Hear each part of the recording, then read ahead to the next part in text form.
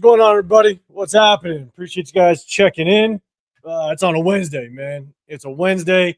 I hope wherever you guys are, you're staying cool as all hell because it's 110 degrees here in the Vegas goddamn area. God damn it. But appreciate everybody popping in. I know it's the off season. All y'all that come through during this time, man, you guys are you guys are real ones. Sticking with us. We definitely appreciate it. Definitely do us a favor. Hit that like button, double tap the screen, hit that sub button if you want to get included in the chat. Appreciate y'all. You're in the Raider War Room. I'm 805 Raider. You got the Severe Raider over here. And I promise you, at some point, we're going to see Chris Protect the Show podcast. He's taking his little break. Shout out to him. He's on a sabbatical right now. he's doing his thing. Shout out to him. When we're all done, man, definitely go over and say what's up to our guy, Chris, on Protect the Show podcast. Always doing fire content interviews, man. Definitely go check out his interviews for sure. Yeah. So I appreciate everybody popping up in here. I'll say what's up to the chat here in just a second, but I gotta say what's up to my guy Severe, man. I'm just gonna check in with you. How's the weather over there? Oh man, it could be better. It's sure, 75 degrees right now. 75 degrees right now. So not the best. You take what you can get. Take what you can get. I bet your track practice is feeling pretty good in 75-degree weather. It ain't. Oh man, feeling amazing. I am, man. I ain't doing no running. Man, but hey, shout out to chat. Hey, chat, let us know if you guys are gonna come for the home opener. Obviously, I'm out in the area. Severe's gonna try to make it into the home opener, and it sounds like our boy Chris might be making it in for the home opener as well. So shout out to him, man. It's gonna be you're gonna have the trio all up in here, and I'm sure we're going to try to put some things together maybe the day before or what have you. I know there's a ton of events going on that weekend of the home opener. Cheeto, I see you up in here, man. I know you're going to be here for the home opener, so definitely hit us up on social media, hit us up on IG, shoot us a message. Let us know if you're going to be here for week one, because definitely would love to chop it up, put some names to faces, and have a good time. We usually do this in the end, but just so everybody knows, when we get this thing kicked off, Severe, let everybody know what are the shows you got going on besides this one. We usually do it at the end. It's probably good to say it in the beginning too sometimes. Yeah, man, I got obviously Wednesdays in the Raider War Room, and we'll be bringing back Sundays here pretty soon. So with my brothers, 805 Raider, guest appearances with Chris Protect the Shield, and then Tuesdays I've been rocking out the 50-50 show with Pharaoh NFL, and then we're supposed to be we've been on a little hiatus on Thursdays just because there's not a lot going on right now, but we'll be bringing Thursdays back pretty soon as well. So I'll be doubling up. 4 shows a week coming back right around training camp.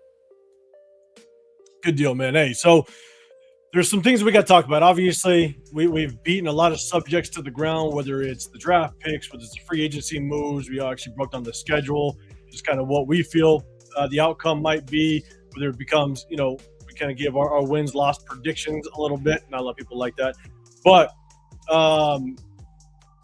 even though there's not a whole lot to talk about, there are some things that kind of pop up and surprise us a little bit. So I don't know if you guys have heard, you had Tomlinson kind of talk a little bit about Ashton Jeanty, kind of compare his rookie career to LaDainian's.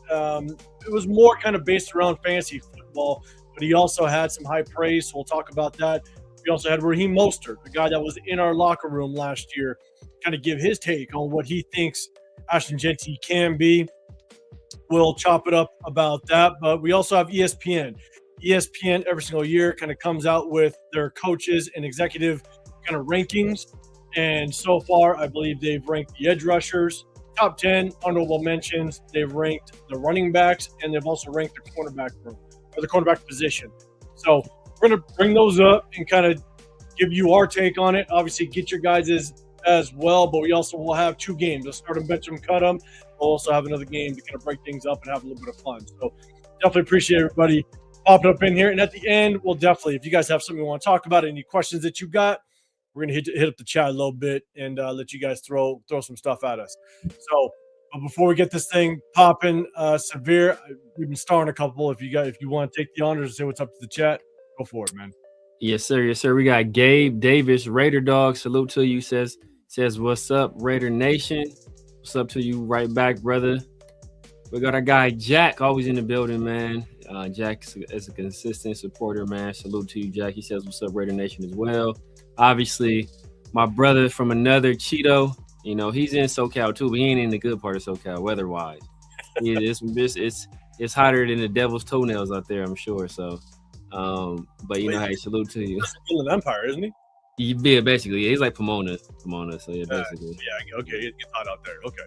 Yeah, we got Bart Montez, the Raiders Bart and Mama Bart are in the house ready to chop it up. Well, salute to you, Bart, and salute to you, Mama Bart. Appreciate you tapping in as well. And obviously, Isaiah, man, another consistent supporter, man. Salute to you. And my dog, brother Yaya Hatamaki, man. Salute, War Room. Salute right back at you, brother. Another guy always in the building, man. 100%. And hey, sooner or later, Chris will come back. We promise. He's just doing his thing. I got some chitlins ready, man, when he comes back. But real quick, always got to put a reminder out there, you guys. If you guys do want Raider merchandise, stuff like that, Cheeto drops and some fire stuff constantly. Cheeto, put your IG in the chat so everybody can kind of see what it is. We'll bring it up real quick. But if you guys want to get some Raider merchandise, definitely go hit up Cheeto Linus, man. Shout out to him. Also, if you want to get included, I'm going to start throwing it more on kind of Instagram and the social media channels, but doing a $10 raffle. If you want to get included, we're basically going to raffle off 3 jerseys. It's a $10 entry, unlimited entries. If you want to get included in that, on August 20th, I believe, our Houston game preseason, we will basically pull the winners of that raffle. And so if you want to get included, hit me on Venmo at Real Talk Raider Nation. Submit what the $10 or however many entries you want to get included. And again, during that Houston game, I'm going to go live with a couple of the people, and we'll announce those winners. So definitely hit that up if you want to get included. Again, it'll be a jersey between brockbowers, Mendoza, or JEANTY. Shout out to Cheeto Linus. He's going to be the one providing the jerseys for that raffle. And all 100% of the proceeds will not go to me. It will go to a very, very good cause. I promise you it will be a good cause, and we'll announce it that day. So, again, at Real Talk Raider Nation on Venmo, $10 if you want to get included. And you can pick your jersey between Bowers, JEANTY, Mendoza. So, and I'll start throwing it more on IG. So let's do this. With that, yeah, man, hey, Cheeto, it's 100 out there. Hey, anytime you see triple digits, you just don't go outside. This is what you do. You stay inside. At all. So, all right. Oh, shit. Bart says, hey, Palm Springs is 109. That's nasty work. That's nasty. And it's 109 in Palm Springs because you're closer to the ocean. You probably got much higher humidity than I do, and because I'm in the desert, so humidity is nothing out here. Yeah, it gets hot in Palm Springs. I'm sure you've been to Palm Springs before. Oh yeah, it gets hot, man. As a matter of fact, I stayed in a resort in Agua Caliente not that long ago. It's basically hot water. Basically, it's hot water. So it was hot. It was during the summer too, so it was hot. I know. I think every year during the summer, during the off season, I tell this story. I'm sure you guys have heard me tell it before, but man, I mean, it was different when they started putting the field turf with the rubber pellets. You know, all the fields kind of have it nowadays. When they did that, man, it changed your warm ups in pregame. Like you just didn't sit down because you burn your ass on the ground. Like I remember, I used to always spat up, and I played my first game on that field turf was at Citrus College. And I would spat up, have my cleats taped, and, you know, look good, feel good, play good, the whole nine. Next thing I know, I see the spat on my cleat start to just separate at the bottom. I'm like, what the hell? I went to go look down. Tape completely melted. Oh, it was supposed to be like 107 that day. That was brutal. It's crazy. So, good times, man. But I appreciate everybody popping up in here. Do us a big favor again. Double tap that screen. We're going to talk a little bit about Daniel Tomlinson, what he had to say about our boy JEANTY, and then we're going to play a couple games and have a little fun, and we're chopping up with you guys in the end with some questions. So I'm going to go ahead and share the screen. We're going to go. Let me do this. I want to make sure you guys are you ready to take Ashton JEANTY? We go ahead and do this. Bang. Let me share the screen so we can see it again.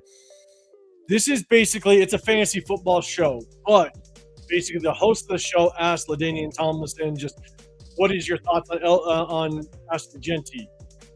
Whether or not he's going to be targeting Ashton Jeanty in their fantasy football league. And not only did LaDainian Tomlinson, he said that, hey, I'm going to target Ashton Jeanty, but he went on to say a little bit more about just what he thinks of Ashton Jeanty and what he thinks his second season might look like as a Raider. And so let me go ahead and play it. Again, do me a favor, just let me know if you could hear this. Are you ready to take Ashton Jeanty? Good. Okay. Chat, let me know. Give me that thumbs up. I'm going to kind of go and play this through, and then we'll talk about it on the other side. Are you ready to take Ashton Jeanty as high as like the top 12 overall? Absolutely, I am. Oh. I'm telling you, man, I am huge on Ashton Jeanty, guys. I think the guy shows some qualities on a bad team that you see from top running backs. And John, I'm just going to tell you, his first year reminded me of mine. Oh. You know, it was tough sledding, man. I think I averaged 3.7, 3.8 yards to carry my rookie year. You did score twice on your first game, though. That's true. I'm absolutely targeting Ashton Jeanty. I'm planning on coming out of this draft with Ashton. Let me just say that. Okay. All right. So before we kind of get, I'm going to the big screen. So we just listened to LaDainian Tomlinson, Hall of Famer, one of the best to do at the position. Basically, give really high praise to Ashton Jeanty. Okay. Before we kind of get into the details of what LaDainian Tomlinson said and just kind of the praise that he gave him, my biggest question: I play a lot of fantasy football. All right, I've been in the same league with basically the same 10 guys back when I played football since diapers. Right, and we play fantasy football together. A lot of bragging rights go on. And so my first question is, chat, I'm going to throw it to you as well. Are you going to be targeting Ashton Jeanty high in fantasy football? We'll get into the details on what LT said. But chat, let me know. Is Ashton Jeanty going to be a good fantasy football running back in your eyes? Severe, what's your thought? If you're playing fantasy football, would you go after Jeanty? And I would suspect, and this is just me, depending on if you're a 10-man, 12-man league, I would suspect Jeanty is maybe in the second round, roughly. But what's your thoughts on Ashton Jeanty as a fantasy football running back? And I would encourage everybody in my league to go ahead and take Ashton Jeanty. Go ahead and take Ashton Jeanty, a pick ahead of me. If you want to, take him. Go ahead and take him. You know what? Listen to LT. LT will not steer you wrong. Listen to LT. He said he's going to take him top 12. I'm encouraging everybody. If you're in the league with me, take Ashton Jeanty in the first round. Please take Ashton Jeanty in the first round. Take Ashton Jeanty in the first round. All right, let's go. What's up, TK in the building? Ray Flores, man, what's going on? Rocky in the building, just here so you don't get fined. I feel you. I'm going to say I 100% agree with you because I hope to God somebody takes Jeanty in the first round. You know what's crazy is someone took Jeanty in my league with my buddies last year. First round. Took him. He was I think the third running back off the board. It's a 10-man league, and I said, thank God someone took him because that's just another stud that I'm going to get on my team. My biggest thing with Jeanty as it relates to just fantasy football is, number one, if you don't get a running back early, like a Bijan Robinson, those type of guys, just a workhorse, a Christian McCaffrey, someone that's going to be a 90%, 90% taking 90% of the carries, I ain't mess with you because at the end of the day, there's too many really good players that give you high volume production. Whether it's if you don't have one of the top tight ends, you're basically waiting for like the 6th round to get a tight end. If you don't get a brockbowers, if you don't get a Trey McBride, those type of guys, then you might as well just wait. But I'm getting the Jamar Chases. I'm getting the Puka Nakuas. I'm getting the Amon St. Browns. I'm getting those guys first before I even take a look at Jeanty. So yeah, if you want to get Jeanty in the first round, even second, by all means. By all means. Because also, and I'm gonna throw this question to you, there is you also have to take a look at just the production that JEANTY might have, given the fact that we got a guy like Mike Washington Jr. How much is Mike Washington going to kind of steal from JEANTY a little bit? And so do you think that's going to basically hinder his fantasy football production? There's a potential. I mean, you see last year, Kenneth Walker and Zach Charbonnet, it was like a 60-40, maybe 65-35 split, if I recall correctly. It might be closer to maybe a little bit closer than that, but I say like 60-40 split. So we already know the Kubiak, he already said he wants a guy to compliment him. And then when there was some backlash about it, he kind of walked those statements back a little bit and said, he wants JEANTY to be the lead guy and all this other stuff. But I think if he had his preference, he would have a two-back system, keep both those guys as fresh as possible throughout the season. So there's a very good chance that, Mike Washington takes on a much heavier workload than any other secondary back we had on the roster last year. So that could potentially hurt him. But, we'll probably run the ball more as a team. But JEANTY will probably take less carries too, because he was 7th in the league last year. I don't anticipate him being top 10 in carries this year. So it's going to be a mixed bag, but Mike Washington is definitely going to take a little bit from Ashton JEANTY. Yeah, what a Rebel I see in the building. What's happening, man? You're saying too bad they don't give points for yards after contact in fantasy football. They do not. You can customize your own categories in some of these. You never know, man. Rebel, maybe you can bring that to it. Rocky, fantasy football is a great way to weed out the fraud players on each team. Look, this has nothing to do. I'll be honest with what Mike Washington might see production-wise. I don't think it has anything to do with whether JEANTY is a feature back, a good back. Whatever your thought of Ashton JEANTY is, I think this is just going to be Clint Kubiak's scheme. This is how he wants to handle his backfield.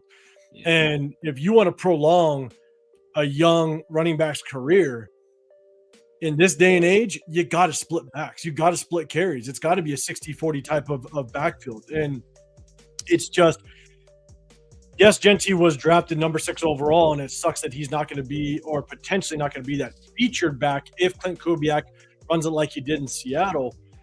But the reality is if that's what Clint Kubiak is going to continue based on what we saw in Seattle, yeah, it's probably going to be a 60-40 split. And we'll just kind of see the type of production JEANTY is going to have in year 2. But again, I don't think that's because that's not going to be based off of what Clint Kubiak thinks JEANTY can do. It's just what Clint Kubiak wants to do in the backfield. And this even goes back to, his dad's days back in the day. When he was, head coach and running his teams, they kind of had split backfields back in the day as well. So I think it's more just of a scheme of mindset. So, John in the building, what's going on, man? JEANTY will be rushing for 1.2. 1,200 yards this year. Let's see. Just remember, 1,200 yards. You better. Games. I mean, what is that?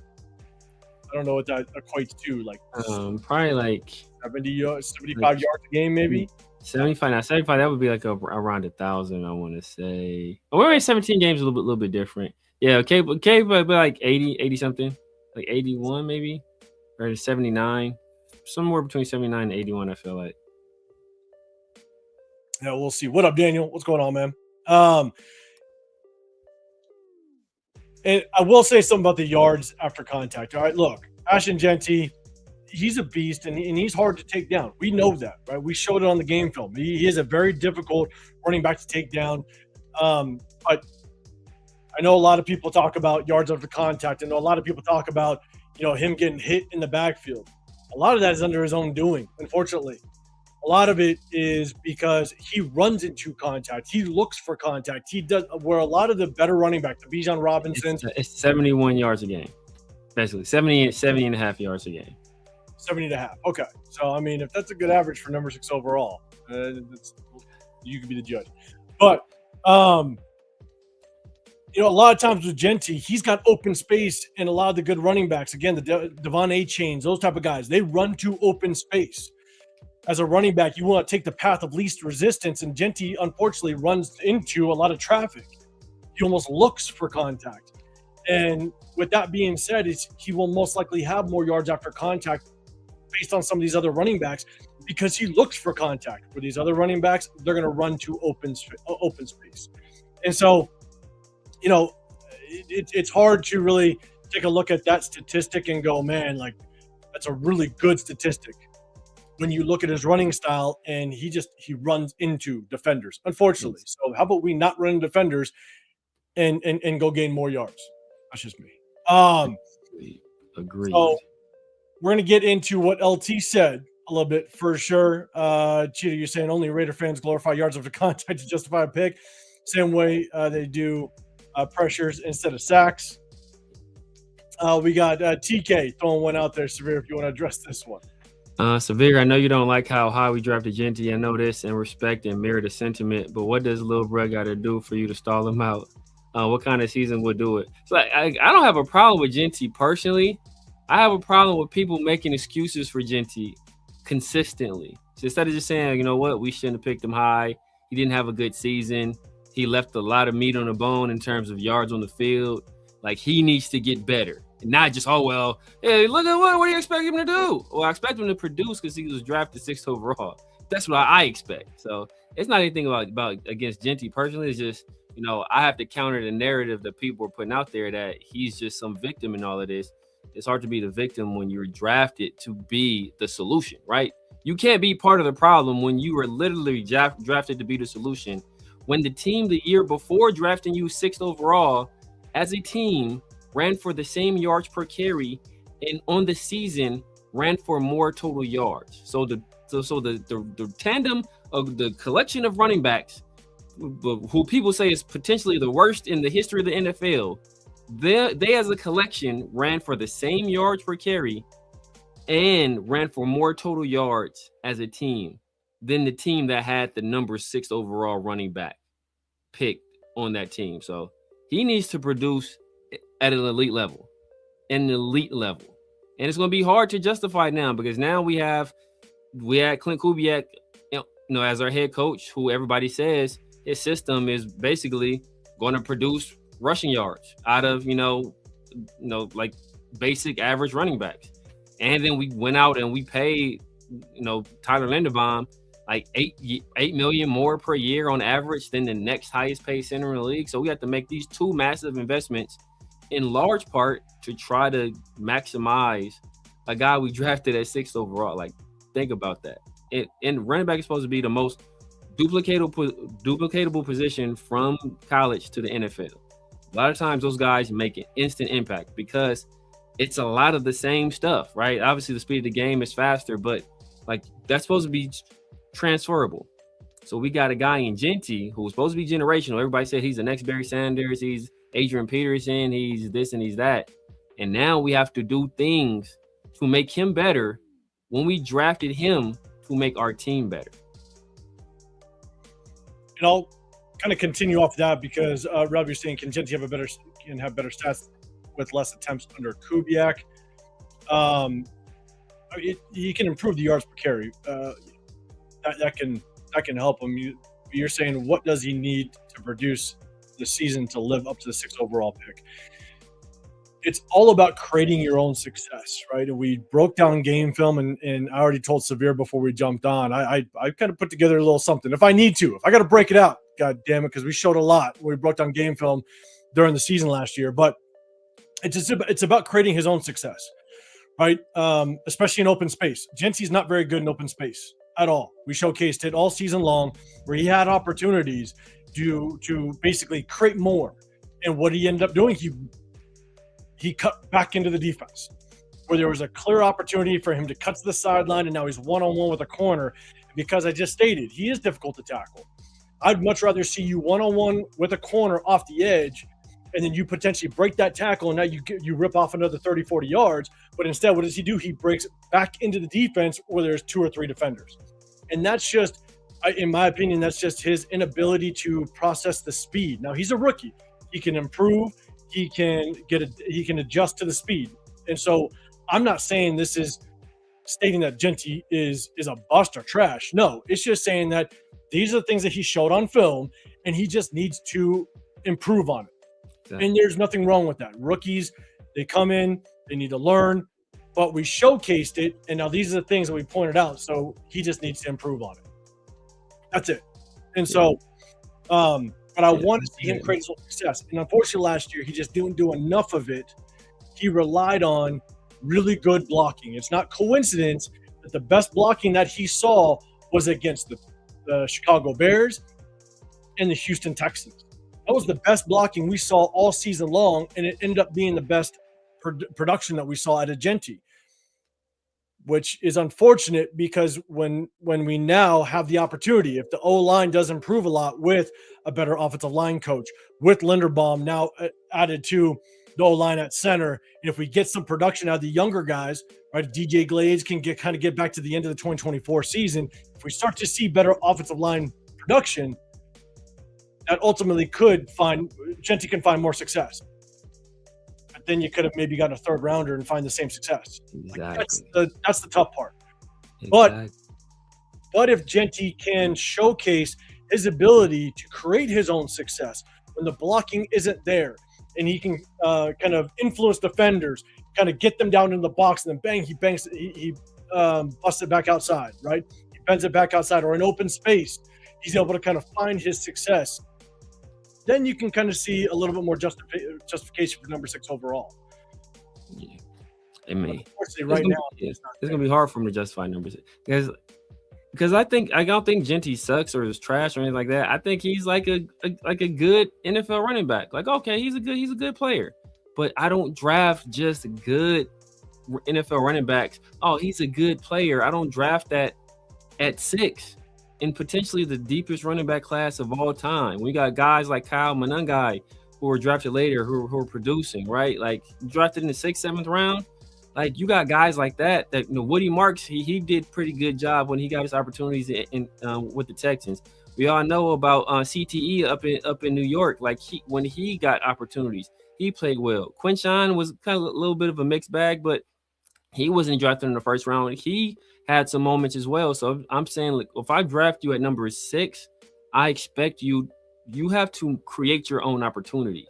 It can't be a situation where we have to create for you and then you can take advantage of them.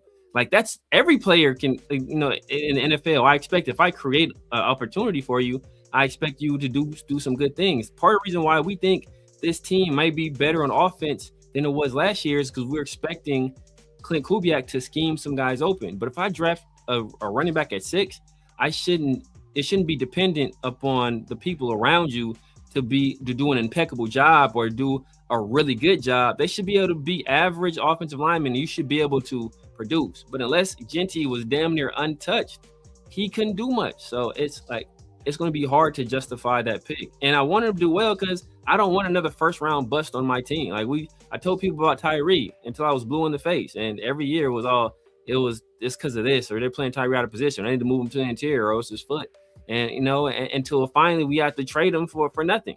And I don't want that to be the same case with JEANTY, because when we keep having to get rid of these high level picks that we draft in the 1st round, that's why this team has so much issues with depth, because we're not drafting well. And so we're having to draft players to replace the players that were already drafted that were bust. Like that cycle needs to stop. So, obviously brockbowers, that was a start to it.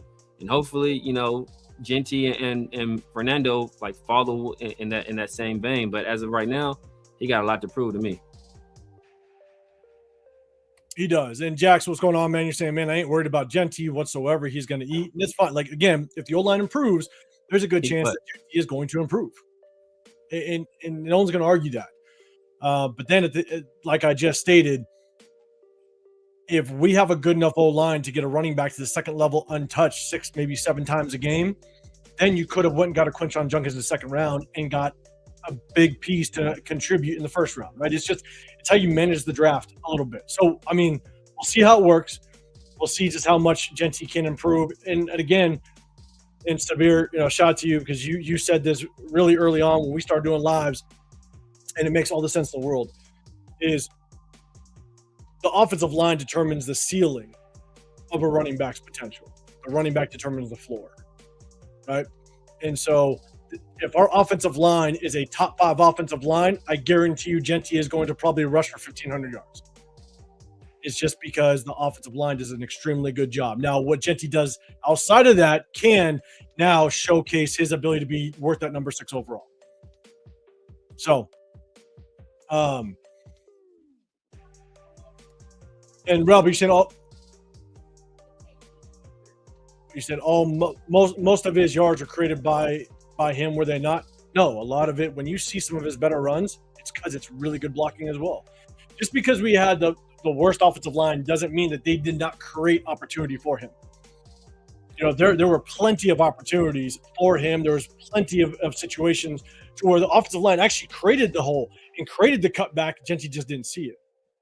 And so it just because they were the worst O-line doesn't mean that there weren't also opportunities for him. There were plenty of times where a lot of his runs were also created by the offensive line. So, but again, let's just hope that offensive line improves and JEANTY has more opportunity to kind of showcase what he can do. So this is the stat. That's the stat that kills me. So the stats say 80% of his yards are after contact. Is that not considered producing? I think even his own yards. He had 119 yards before contact. So let me ask you this, Rebel. So let's take it away from running backs, right? If I'm a quarterback and I sit in the pocket and I just sit in the pocket and I hold on the ball way too long, and you look at my pressure stats, it's like, man, he's pressured on 80% of his plays. Like, man, his offensive line must suck.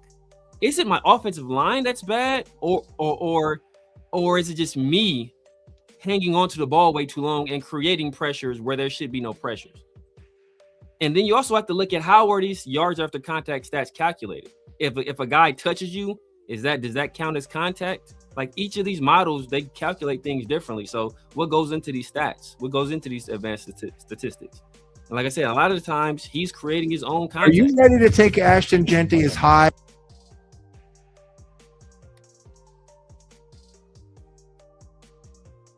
My bad. I'm not gonna do it. I was gonna bring up some game film. I'm not doing it. Don't make me do it, chat, because we're also gonna talk about honestly what LT said. But we got Linda. What's going on? Appreciate you. We do have a fullback, so we'll see how that works out. I like it. What up, Rolf? What's going on, big dog? What's happening, man? Appreciate you rocking with us.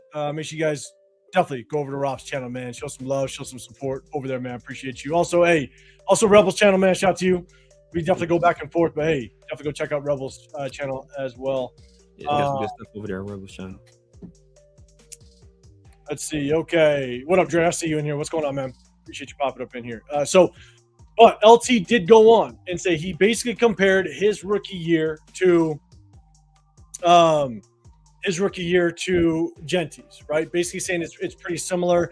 I think that both of them ended their rookie years around the same yards per carry. I do think that LT, I believe he had around 1,300 yards on the ground. I think their reception yards were roughly about the same. And so he had more in less games too, by the way, in 16 games, but back then. Yeah. So look, statistically, I think they were roughly the same. Again, LT had just more rushing yards. Right? Yeah, I think he had more attempts. He had more rushing yards and more rushing touchdowns, but he had no receiving touchdowns. So JEANTY had 5 rushing touchdowns, 5 receiving touchdowns. JEANTY had 10. LT had 10 rushing touchdowns, no receiving. JEANTY had 5 and 5. So, look, at the end of the day, I remember the team that LT was on when he was a rookie wasn't the greatest team either. I got some numbers for that too. I have some numbers for that. You have some numbers? Okay. So bring up the numbers real quick. We got Red around. What's going on, man? I mean, I got the stats off the top of my head because the team. So, like you said, the main difference between LT and JEANTY is that LT got way more carries, but he also put up way more yards. JEANTY averaged 3.7 yards per carry. LT averaged 3.6 yards per carry. But the year before, as a team, so I want to say it's the 2000 Chargers team. As a team, As a team, I stress this, in a 16-game NFL football season, as a team, they ran for 1,062 yards. As a team, they averaged 3.0 yards per carry. As a team, ran for 1,062 yards as a team.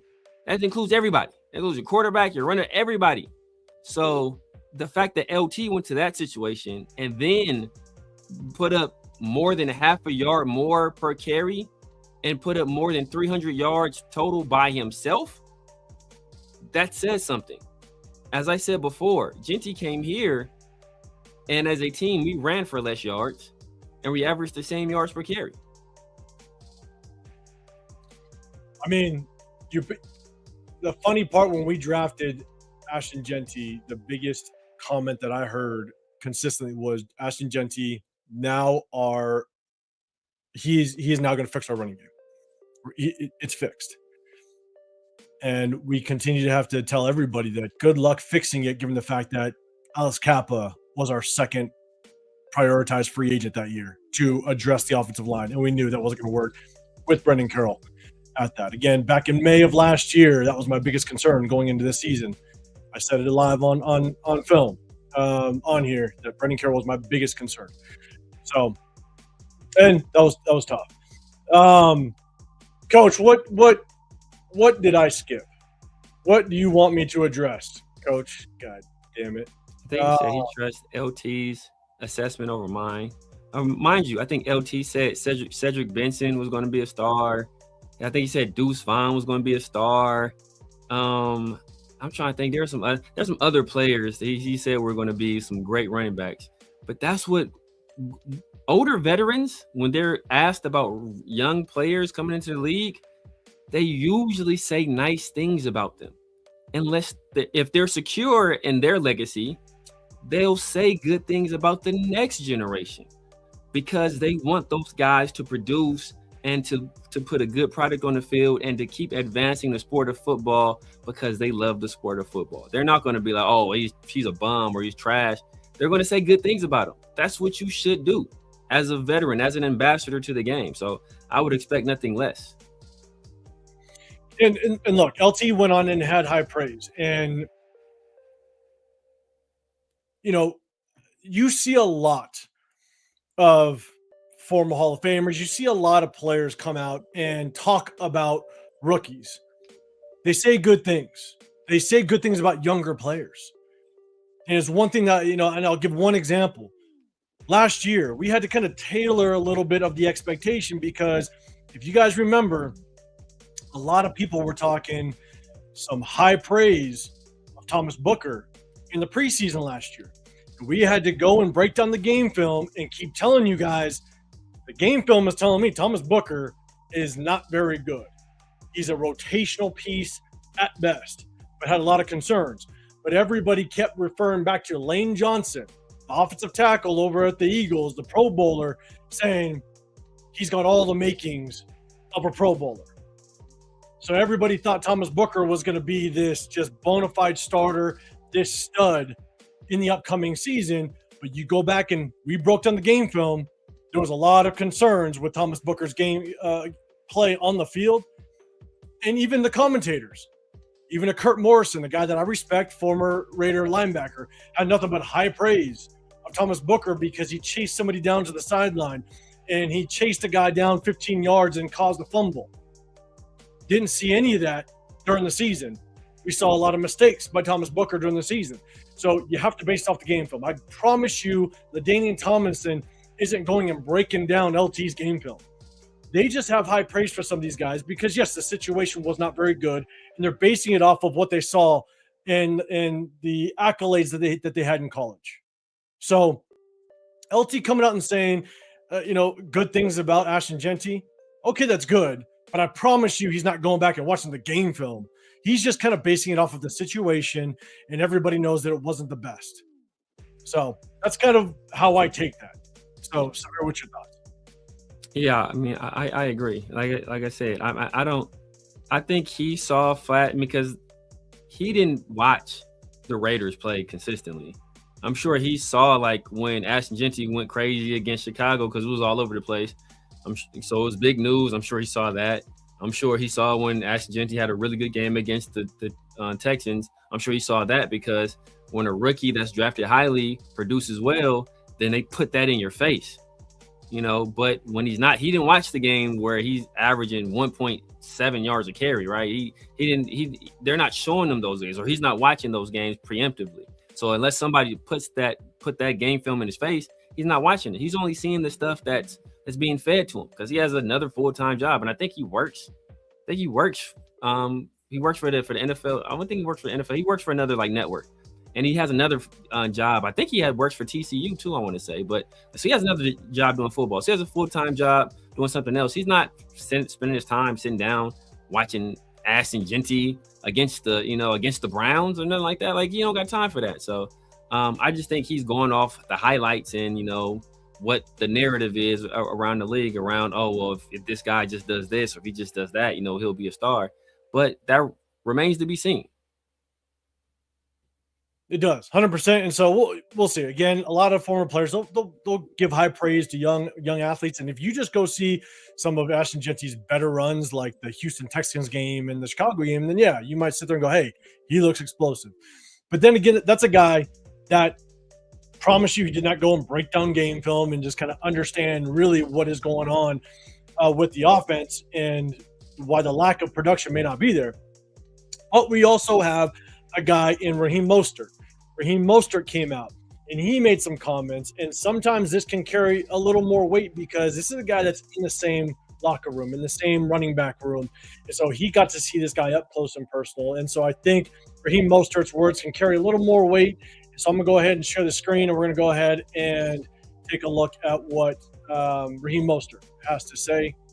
Let me bring this up. I'm going to go ahead and play it so everybody can hear. What is it about him that separates him, that makes him different? With him and what makes him different, he's explosive, bro. Most explosive player I know. When he get that ball, he can legit jump cut in a phone booth, bro. At the same time, gonna make you feel something as well. You might have thought that he was tackled or whatever, but he'll just spring out for another 30. He doesn't have like true elite speed. He got enough to get up out of there, and he can catch the ball out the backfield and make something shake. He's gonna be a special cat, bro. I can't wait to see him go from year 1 to year 2. I'm sold already. I'm sold that he's gonna be something. So that's Raheem Mostert. All right, again, a guy that was in the locker room, a guy that was his teammate, giving him high praise. And so the question is, chat, let me know. What's your take on that? One thing I will say is that's great to see a teammate have that much confidence, right? But again, to me, I always I go back to the game film. So he could very well just be talking about the potential of Jeanty, right? You do see moments where, like the Houston game, where he kind of takes off in the Chicago game. But I go back to the game film, and there were opportunities for him to be able to kind of show that and make those moves in the phone booth. And I just didn't see it. So maybe he's seeing stuff at practice that we're not seeing on game film. But Severe, what's your thoughts? Yeah, the Soul Train. That sounds slave auctionist, Coach Jamba. Sounds real slave auctionist. I'm not getting on any Soul Train at all. The question, I mean, as you said before, I put a lot more weight into what Mostert says than what LT says, just because Mostert was there. He was in the building. He was in practices. He was in the film room. He watched them firsthand. Also got to take a little bit of grain of salt. I'm pretty sure at being the vet in that room, I think the only vet in that room at the time. Yeah, only vet. I'm sure he built like a close relationship with Ashton. So I'm sure he wants him to do well. He sees potential in him, and he wants that potential to be realized. So I expect him to say nice things, but he was very effusive in his praise, and he went as far as to say he's the most explosive player he knows. And I believe Mostert was on the team with A-Chain. So I guess my question would be like, what does he define explosiveness as? Because he said Ashton Jeanty doesn't have elite speed, like Devon A-Chain does. But he also said, he's a guy that's going to jump cut in the phone booth, but he's gonna make you feel it at the same time. Like, so is he making you miss in the phone booth, or is he like? So he's saying a lot of stuff that contradicts other stuff that he says. So I'll just be You know, like I just have my question would be like, okay, so what do you mean by that? He'll jump cut in the phone booth. Okay, then he's making guys miss in close range. But he's gonna make you feel it. Like, well, then he's not making guys. He's like maybe just breaking the tackle or the close. That's what Ashton Jeanty does really well. He's very good at, you know, shifting his body weight and moving his body so where he doesn't absorb full contact, where he can maintain contact balance. He's very good at taking contact and being able to keep stride. Like, I think that's his best trait that I've seen for the most part. But like I said, I just have questions about some of the stuff that he said. But as I said before, I put a lot more weight into what Mostert was saying than I do into what LT was saying. I agree. And again, we all, just as a reminder, guys, we're all talking about this as a rookie, so he can learn, he can get better. You know, one of the things that I had, one of my biggest concerns with Ashton Jeanty coming into the league, especially getting picked number 6 overall, or even just a first-round running back, is how well is he going to adapt to the speed? You're going from the Mountain West, where how many Mountain West players are starters in the National Football League?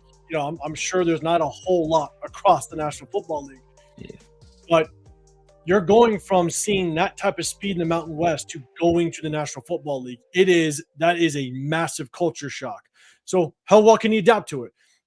And based on the game film, he didn't adapt well. You can tell that it's almost like it's a little bit of a shock on how quickly these guys are actually getting to him.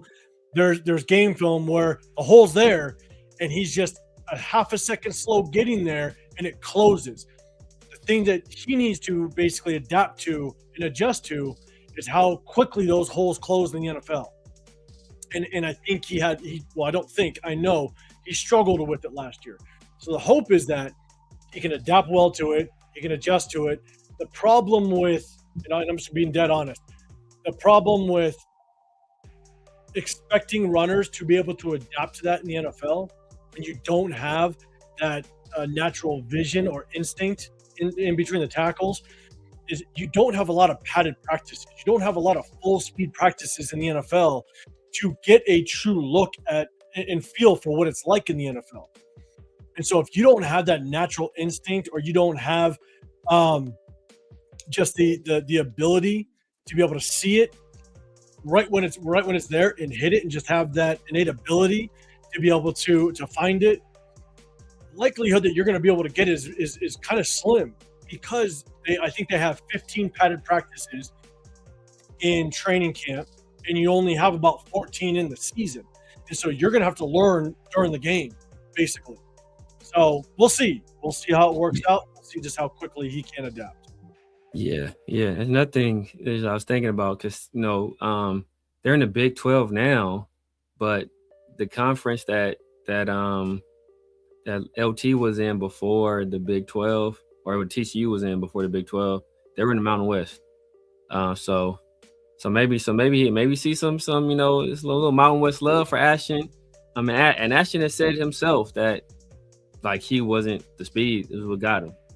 Like, he was not used to the speed of the game, and that's what, like, was really the biggest surprise, because this guy is much bigger than him that are as fast as he is, and that are chasing him down now. So, like, it's a completely different animal, and that's not always something you can adjust to, you know, when you're in the heat of it. You hope that you can, especially when you're your top 1% athlete in the world. You would hope that he'd be able to make those adjustments, but you know, not everybody can. We see some of the guys that were bust at the running back position that were drafted early. You know, everybody, obviously Trent Richardson is the obvious one, but you know, there's been a bunch of them. Tim Biakabatu, like, there's been a bunch of them. Cedric Benson, as I said before. There's been so many. There's countless guys that had the physical talent. They just weren't able to adjust to the NFL game. So, like I said, I hope that's not Jeanty, because we invested a first-round pick in him. I'm tired of first-round picks being bust or being just so-so players. We need, like, high-level impact players, especially out of premium picks. It's part of the reason why I didn't want to draft a running back at the position, because, you know, like, there's, like, you can get close to top-tier production later in the draft at that position. But now that he's here, hopefully he kind of realizes, you know, all the praise that everybody's heaping on him since before he ever touched foot on the NFL football field. Yeah, I'm with you. What up, Anthony? Ken in the building. What's happening, man? Good seeing you back. We got. I'm just man. I never know how to pronounce it. I'm just going Bell. I see 2 1s. Bell, I think it's Bell. Yeah. I'm going Bell. Rebel. I got one last thing to say. Just as it relates to JEANTY, and it's just, again, it's just a concern that I had prior to us even drafting him. And the reason why I steer clear of running backs in the first round anyways. But there's a whole other reason for that. But I'm not getting into that. If you go back and watch Boise, his running style is he absorbed contact. He let defenders hit him because he knew they would bounce off 90% of the time. And that's not going to happen in the NFL. And so I don't think that he allowed his body or instincts to be able to adapt to the speed to avoid the contact, to be quick enough, because he's not a quick running back.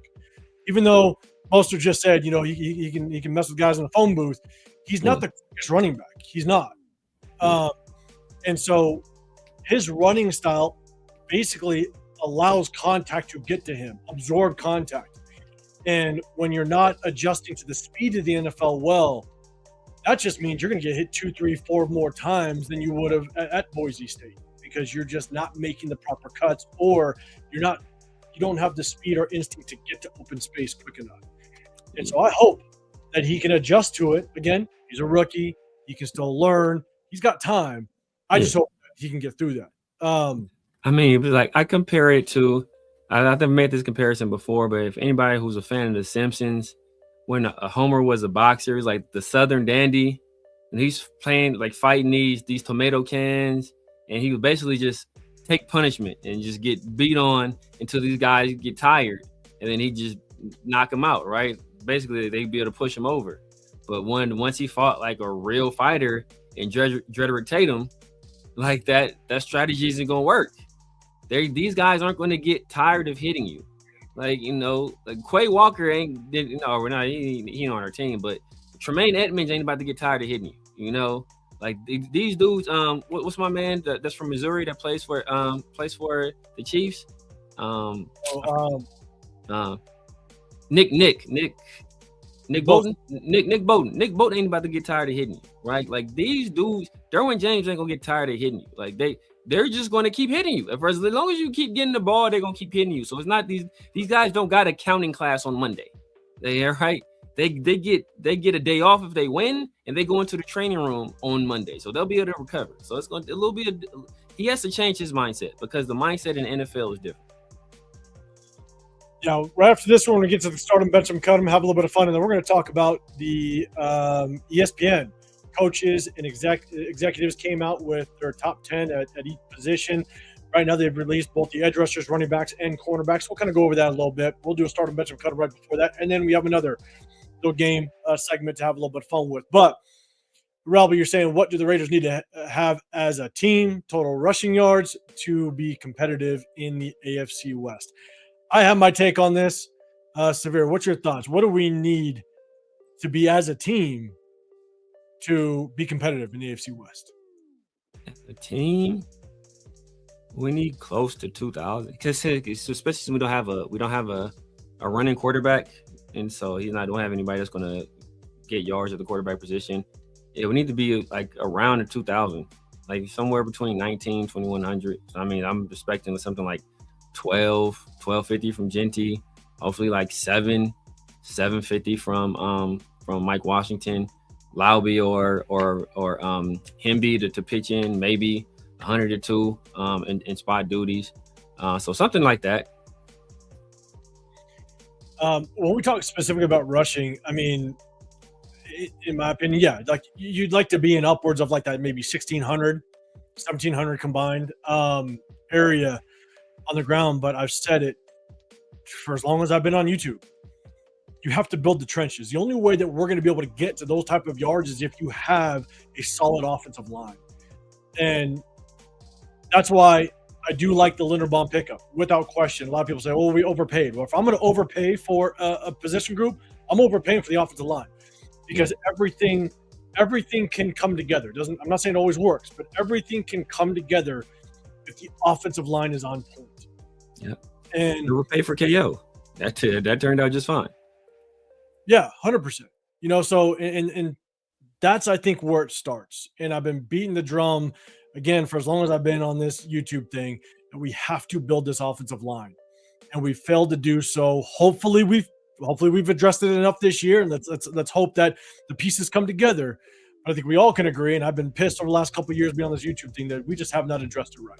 And so hopefully not only do we build the offensive line and find success, we open up running lanes for the running back, we keep the quarterback upright, because a lot of these quarterbacks in the league, they're smart guys.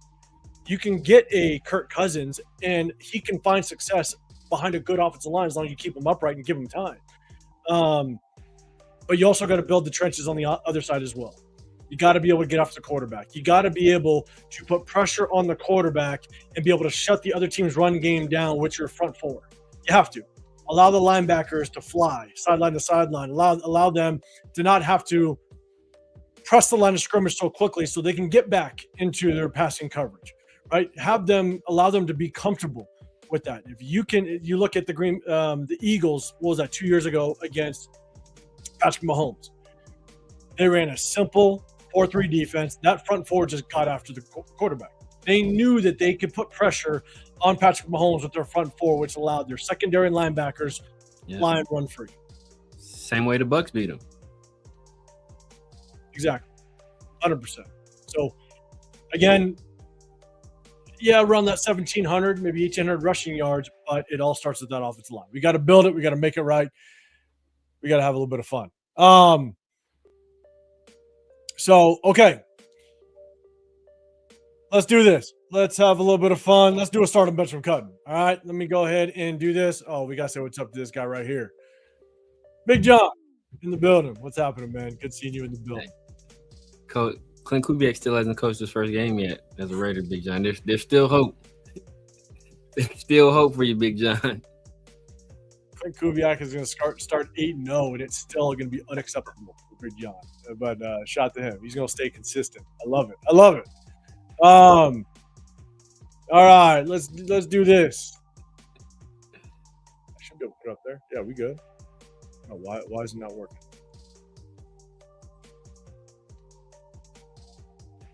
That one. Okay, all right, here we go. Yeah, see? He's staying consistent. All right. No, John, but stick around. You need to play along. Big dog, you better stick around. God damn it. Because we don't have Jeff in here to cheat. All right, guys, start and bet your cut. We're going to have a little bit of fun. And then we're going to talk about the ESPN rankings. If you guys haven't been here before, in the offseason, we try to break things up. We'll have another game we'll play after the probably in between the rankings. You got to start and bet them, cut them. 3 players will pop up. There will be a letter in front of each player, and you just put it in the order.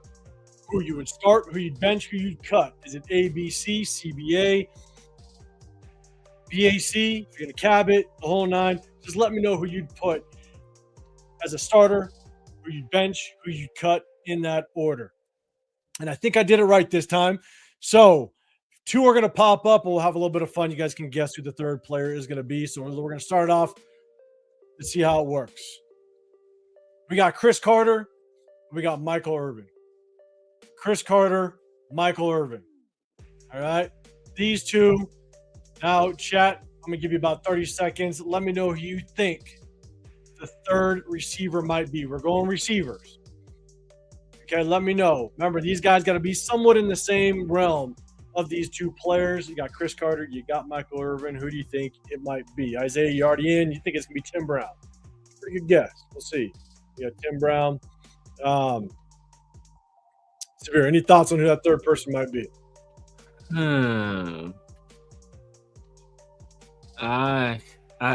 I'm between 2 guys, because if you're talking about like their game, I was leaning Isaac Bruce, but tier of player, I'm thinking Andre Reed.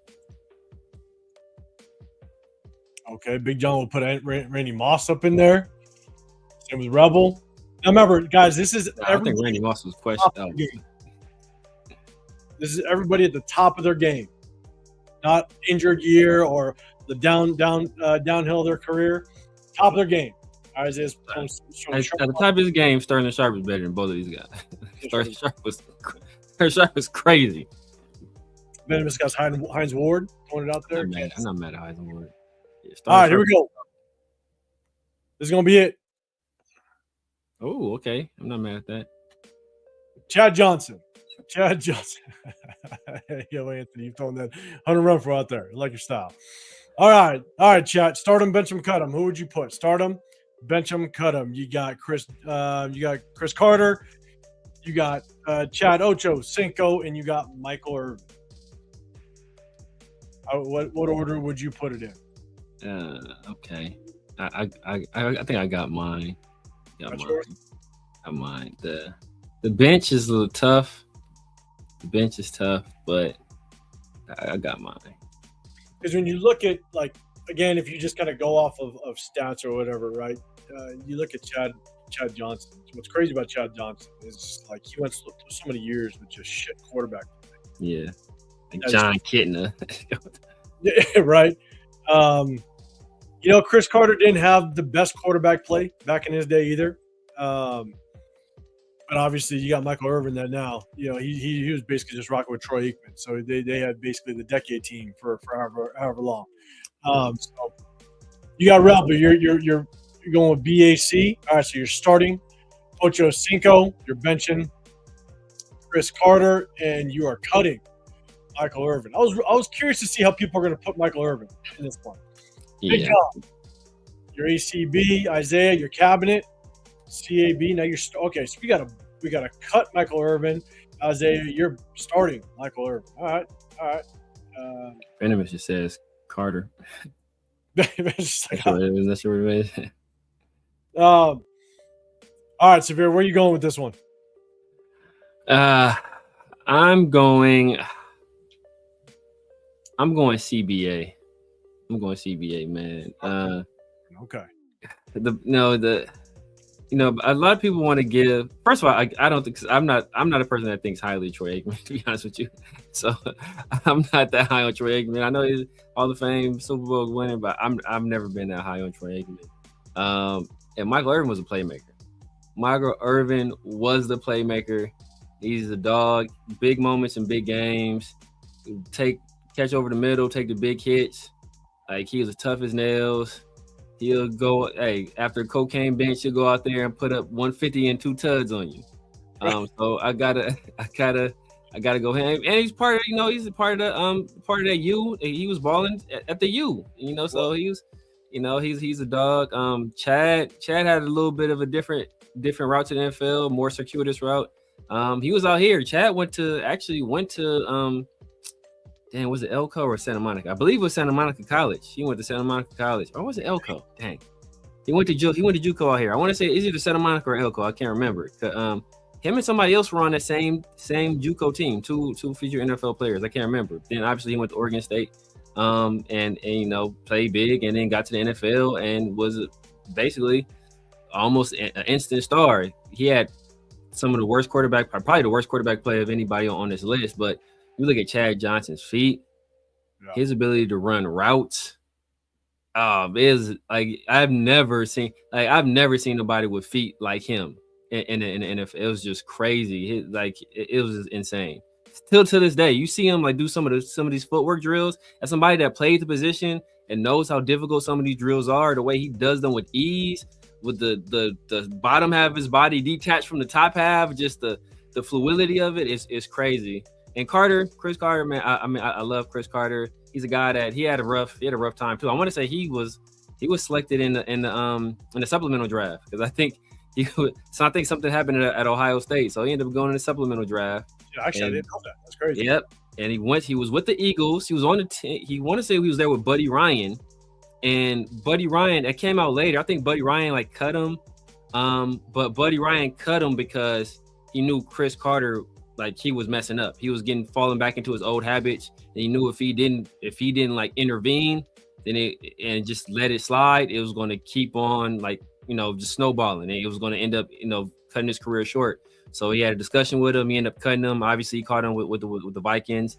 He was able to play with Randall Cunningham, Dante Culpepper. It was some of the best hands you'll ever see in the history of the league. Some of the craziest one-handed catches you'll ever see.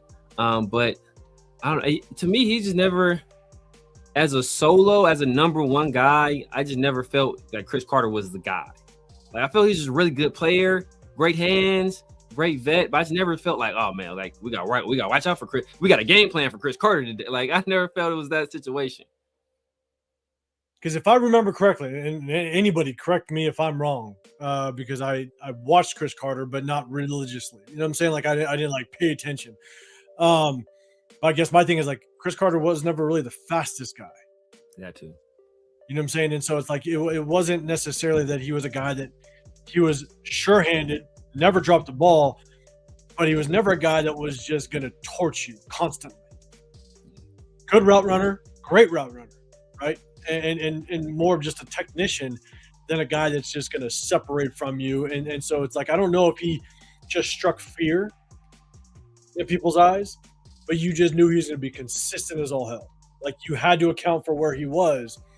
But yeah, his catch radius was just too crazy because he could one-hand in anything that was in the stadium. So, but with that being said, I'm going to go the more emotional route. To be honest with you, I'm going BAC because I can't stand the goddamn Cowboys. I hate the Cowboys. I'm going the emotional route. Michael Irvin was a dog for sure. I mean, run any route. He'd run inside, outside. He'd take you deep all day long. I mean, he was, he's in the Hall of Fame for a reason. But, man, I'll take the consistency of Chris Carter. That's what I would do. So I'm going Ocho Cinco. I'm starting him. I'm putting Carter on the bench, and Michael Irvin, get your cocaine ass out of here. No, I hate the Cowboys too, though. So that's why I'm not mad at that at all. So I'm just saying that's just an emotional one for me. So, Ricky, Bears in the building. What's going on, man? Yeah, hey, he never. I wonder, I don't know if they have those measurements on record. I wonder, like his hand size. He had to have some crazy, because the one-handed catches with ease, like not even bringing it in. I'm just out snagging it out here, like falling down in one hand, making contact with the ground, the ball ain't moving. Like he had to have some crazy mitts on him. He did. Maybe you see that there's that one clip where he was kind of explaining to D-Hop how he exercises his thumb and like bends it all the way back. No. The fact that he could take his thumb and just bend it all, like damn near all the way down, because he would just stretch it. Like that's what he did back in the day, all day long. Yeah, it's wild. It's crazy. What up, Ben? What's going on, big dog? What's happening, man? Appreciate you popping up in here. Isaiah saying, ain't no way Ocho better than either man. Hey, to each their own. To each their own. Yeah. Make your own team, Isaiah. God damn it. Cool. All right, let's go back to the big screen. We're going to do another game in just a little bit. Again, just something we do to kind of break things up a little bit. So appreciate everybody participating with that and having a little bit of fun. Let's pick up the ESPN executive coaches top 10 rankings and honorable mentions. So this is basically something that ESPN does quite a bit every year. And so it's the coaches, executives, they go through and they kind of pick their top 10 at each position group. Right now they have they've talked about running backs, they talked about cornerbacks and edge rushers. They have not released anything else, I believe. I haven't seen it. I think this is the latest. And so let's take a look. Let's see if you agree or disagree. Obviously, we got two players that could potentially be on this list, whether it be running back and edge. So we're going to go cornerbacks first. Yeah, one player could potentially be on the list. We'll see. We'll see just kind of how those lists work out. Let's look at cornerbacks first. Again, chat, let me know if you agree or disagree with this list. And so, again, it's executives, it's coaches all coming together to kind of make this list. So if you guys see cornerbacks, number one, Patrick Surtain. They got Surtain as the overall consensus number one corner. So, chat, let me know, do you think Pat Surtain is the number one corner in the National Football League? Let me know, Severe. What's your thoughts, man? Do you think Surtain's kind of deserving of this number one? He's deserving of it. He's not my number one. He's not the person I would put at number one. I'm pretty sure that the person that I would have at number one is probably number two. And he's generally number two on the list. But yeah, I have I take no issue with, if you say PS2 is the number one corner in the league, I won't fight you on it. Like I said, personally, he's not my number one corner. He's my number two. So I would flip flop the top two on the list, but he's deserving of getting that praise, and he's former depoy. So I mean, definitely deserving of that praise. Yeah, you got Surtain at number one. I'm with you. I think Surtain, because his name, with them putting his name there, I don't disagree with it, because he's still, without question, one of the top corners in the National Football League. You could easily put him in top three without question, and then you can kind of rotate depending on how you feel. You got number two, Derek Stingley Jr. I'm just going to show number three real quick, just so we kind of see the top three. But number three, you got Christian Gonzalez at top at number three. Venomous, you got he is one, but Stingley will have something to say. Isaiah Stingley, then Gonzalez, then Surtain. Big John Surtain number five. Now you got him number five. I think that's a little steep, but hey, to each their own. I'm with you. You rate the way you want to. I'm with you. But Christian Gonzalez number three, Stingley number two, Surtain at number one. Guys, let me know if you agree with that top three. Severe. Look, I like Stingley a lot. I think I can kind of interchange Stingley and Patrick Surtain a little bit. I'm not mad at the list. I'm not mad really at the top three. I don't know if I put Christian Gonzalez at top three yet. I would kind of mess with Gonzalez maybe around that 5 range. But Severe, what's your thoughts on Stingley at 2? I think he probably is your number one. Yeah, Stingley's my number one. Just pure athleticism, like technique. I think he has everything. He's dealt with injuries. He's dealt with a lot of nagging injuries. I want to say ever since LSU. So that's kind of what's holding him from being the number one guy. But he's a lockdown guy, and I would definitely put him at my number one. Yeah. Isaiah, you got Mitchell. I would put Mitchell over Gonzalez, to be honest with you, but that's me. Yeah, I wouldn't necessarily be mad at that.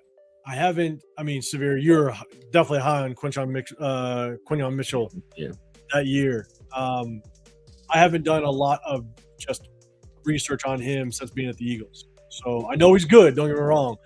I just don't know where I'd put him, to be honest with you. DJ, what's going on, man? Stingley gives up more TDs than 1 and 3. I don't know what his numbers are, to be honest with you. Rebel, is Eric Stokes on this list? I don't know if I can scroll down far enough. We'll just keep it that way. Deuces, Kamari Lassiter might get into the top 10. We'll see. We will definitely see. So I don't mind Stingley at 2. Again, for me, I think number 1 and number 2 are kind of interchangeable. I would not put Gonzalez at 3. Again, I probably have more around that 5 range. Yeah. Let's go 4. Devin Witherspoon at 4. I'm gonna take a look at the next 2, just kind of see what they have. You got Trent McDuffie at 5 now at the Rams, and then you got Quinyon Mitchell at number 6. So let me go back up to 3. These type of lists actually frustrate me, to be honest with you, because you got Christian Gonzalez, which I wanted over Tyree Wilson, goddammit. Then you got Devin Witherspoon, which I wanted, but he got chose snagged in front of us, for us. And you just kind of take a look at this list and go, the players that could have been. But that's neither here nor there. Yeah. I'm not sure if I put Devin Witherspoon at 4. I'd probably bring him down a little bit.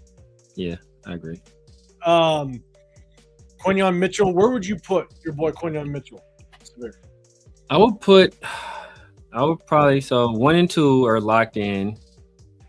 I would probably, Trent McDuffie might be, personally, I might either Trent McDuffie or Quinyon at 3, to be honest with you, because of longevity. How long? I think they've both been doing it better for longer. Obviously, Witherspoon and Gonzalez were the same draft class. Witherspoon didn't start out that great when he came out. And he was my number 1 corner that year. I was high on him that year.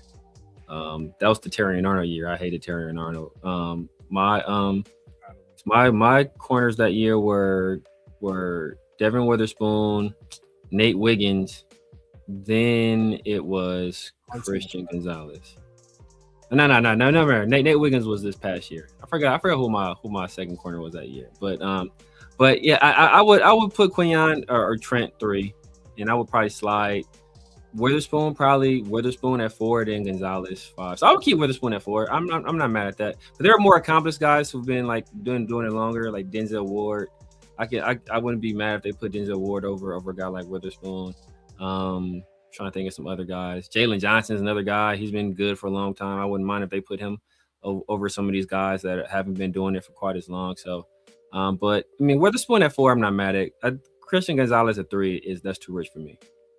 Yeah, for me, that's and I like Christian Gonzalez. Again, it was Devin Witherspoon, my QB, my CB1 that year, and then it was Christian Gonzalez. So but I don't. Him at 3, I did think it's a little questionable. What up, Raider Paul? What's going on, man? Yeah. Oh, that was the Emmanuel Forbes year. That was what it was. It was the that was the year everybody was falling in love with Emmanuel Forbes. Emmanuel Forbes got taken by the Commanders ahead of Christian Gonzalez. And I told everybody Emmanuel Forbes was going to get bust. I told everybody it was DeMarcus Van Dyke. Nobody listened. And it's been a tremendous bust. And I'm sure the Commanders are kicking themselves. Yeah. Show Deuces. Who's he's from South Carolina. JC Horn? JC Horn. Yeah. JC Horn is nice too. JC Horn is nice too. But to me, I don't know. JC Horn, he just seems like real rigid, like kind of stiff. Like I know he's not a fluid player to me. That's what separates, because Pat Surtain is not the craziest athlete, but he's not like in terms of his speed, he's not crazy fast, but he, obviously he's athletic, and his just ability to just mirror wide receivers and just stay in their hip pocket, it's next level. So like he's different. And what I wasn't necessarily, I'm not saying that I was high on JC Horn at all, but when I watched JC Horn's tape, you can tell what helped him make up for just that stiffness a little bit, because he had really good instincts on the ball. And so, again, not saying that I was high on JC Horn. I just knew that when I watched this game film, that's definitely something that helped him, I think, with his stock, was just his instincts when he was in college was actually really good. So Quinyon Mitchell gets number 6. Denzel Ward hits number 7. And we'll go to 8. And then you got JC Horn. So you got some of these guys. Definitely some young players definitely getting on this top 10 list. I'm not necessarily mad at it with those 3 guys. Again, to go back, you got Quinyon Mitchell at 6, Denzel Ward at 7, JC Horn at 8. Chad, let me know how you think. Do you think those guys line up fairly well in that ranking? Severe, what's your thoughts? Personally, I will probably have. It'd be tough. I might have. I for sure got Jalen Johnson over JC Horn. I didn't watch a lot of what Jalen Johnson did last year, but from years prior, I would have him over JC Horn. So if this is based strictly on last year, maybe it's justifiable. I'll probably have Kamari Lassiter over JC Horn based on last year. It's close. Close. I'm not mad they giving JC Horn the edge, but Kamari Lassiter is cold, and it's tough because Georgia corners ain't been putting on recently. Like Eric Stokes was kind of thought of to be a bust. DeAndre Baker was a tremendous bust. There's another corner from there that was a bust too. So like those guys ain't been. What's the guy's name? They want to say it starts with an R. I forget his name, but. You talk about the guy that was I think it was he 2 years ago? 2 years ago, I want to say, yeah. I know who you're talking about. I think he had dreads. Yeah, I can't remember, but like on his name.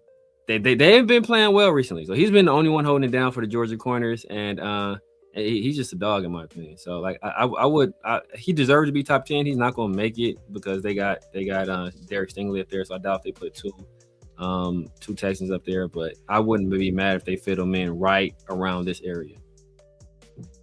Yeah, I'm with you. I'm not mad at the list so far. So let's go to the next ones. Got Sauce Gardner at number 9, and we'll look at number 10 real quick. You got Cooper DeJean. Oh, they got 2 Eagles on there. God, the cornerback room. So Cooper DeJean, did he fully move to corner last year, or did he still play a hybrid safety? He's playing the same role that we want Traydon Stooks to play, where he's that nickel safety kind of hybrid player, almost kind of like a Jalen Petrie. What's the kid in New York that does the same thing from Bama? Brian what? Got hurt. Damn. Was it the Giants, or are you talking about the kid from the Lions? From the Giants, he got hurt. Or is it the Lions? Maybe it was the Lions. Maybe it's Lions. Yeah, the Lions picked up that Brian Branch. Yeah, Brian Branch. Yeah. So okay, I mean, so I guess he's not a true corner in my opinion. If he was a true, he only plays inside. So, but he's kind of that hybrid role, like you said. He's a hybrid safety nickel. Like he's that guy. And if we talking about people that play that position, Jalen Petrie way better than him at that. Yeah. Well, so you got DJ saying, how'd Sauce fall off so hard? I think Sauce, when he got traded over to the Colts, just something happened where he just wasn't producing as well. I don't know why. Not sure if because, I mean, he's going from the Jets, where the Jets, they were a highly touted defense when he was over there, because they also had a decent little pass rush, so maybe going to the Colts, that pass rush just wasn't as deep than it was with the Jets, and that hurt him. So Sauce Gardner drops a little bit. Again, I think he just didn't produce as well as the Colts would have liked him to, especially given the fact that didn't they give up like 2 first-rounders? 2. That's wild. That's crazy. So, but then, Cooper DeJean, I didn't watch Cooper DeJean a lot, but I just don't see how he makes this top 10 list. I don't think he's top 10. I mean, I like him. I think, look, he's a very important player on that defense. So he's a really good player. He's a really good player. Not taking nothing away from him, but I just don't think he's a top 10 corner. Like I said, I would put Kamari Lassiter over him. I would put Jalen Johnson over him. I'll put Cooper DeJean over Sauce, though, especially based off last year. I'll put Cooper DeJean over Sauce just for off impact alone. But like at that position, I think Jalen Petrie is better than. Like, I got 3 Texans over Cooper DeJean. But he's a good player. He's playing that nickel with a safety role. He's playing it really well. He gives that defense a lot of flexibility. I don't hate it, but I think there are corners that are better than him. Well, they do an honorable mention. So if you come down here, honorable mentions, you got Kamari Lassiter, which I feel like, based on some of the names we saw in here, I think he could have squeaked his way onto this top 10 list. Joey Porter Jr., I think he's off the top 10. Yeah. Honorable mention. Top 10, but honorable mention is good. AJ Terrell's an interesting one. I don't think he makes the top 10, but I do think that it's a guy that you can consider. But then, Samir, you mentioned Jalen Johnson. So do you think, and chat, let me know, between the Kamari Lassiter, Joey Porter, AJ Terrell's, Jalen Johnson, do you think one of these names should have been on the top 10 list? Let me know in the comments. Samir, do you think Jalen Johnson and Kamari Lassiter maybe should have made this list? I think they should have made the list. I'm not mad. I didn't really watch AJ Terrell much last year. Like 3 years ago, AJ Terrell was probably my number 1 corner in the league. But just before Patrick Surtain really established himself as Patrick Surtain, like 3 years ago. 3 years ago. But so he's probably my number 1 corner that year. But since then, he's been kind of inconsistent. I think he's had some injuries too. Now he has his brother over there, so we'll see how that goes. He got his brother across from him. Maybe that'll light a little fire on him under him. But I would say Kamari Lassiter and Jalen Johnson both should be in the top 10. And I'm taking out DeJean for sure. And I'm probably dropping down some guys. I'm taking out DeJean for sure. Probably taking out Sauce too, to be honest with you. Taking out Sauce and DeJean. I think Sauce and DeJean might be the guys. I mean, J.C. Horn is a guy that could drop. I don't know if he drops out of the top 10, but if you want to make room. Yeah, I think he could drop down. I think Sauce probably can drop just outside of the top 10. Maybe he's 11, and Cooper DeJean, you're 12. Yeah. Kamari Lassiter and Jalen Johnson. Yeah. A couple guys that did receive votes: DJ Turner, Marlon Humphrey, Alontae Taylor, Dron Bland, Khalid McKinstry, Travis Hunter. That's crazy. Travis Hunter got some votes. I was kidding. All right. I I like Alante. Alante's nice. Yeah. Byron Murphy. God. Diamador Lenore, and Reek Woolen. Oh yeah. The Amandre Lenore. That's the kid from the 49ers.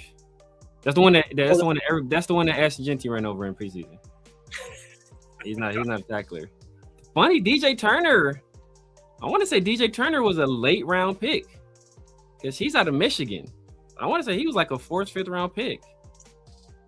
Marlon Humphrey being up there. Marlon Humphrey, he did not deserve any votes. Marlon Humphrey was getting toasted last year. The past 2 years, people was mad at Marlon Humphrey. He was saying he needed to get off his podcast. He was getting cooked.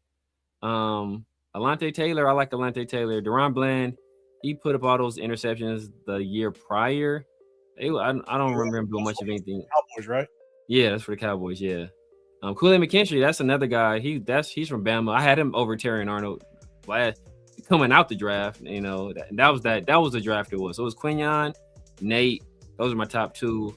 And then that's the draft with Ennis Rakestraw. I think I had Rakestraw up there, Kool-Aid McKinstry up there, and all those people above Terry Arnold. Because Terry Arnold, I said from the beginning, Terry Arnold was a bum.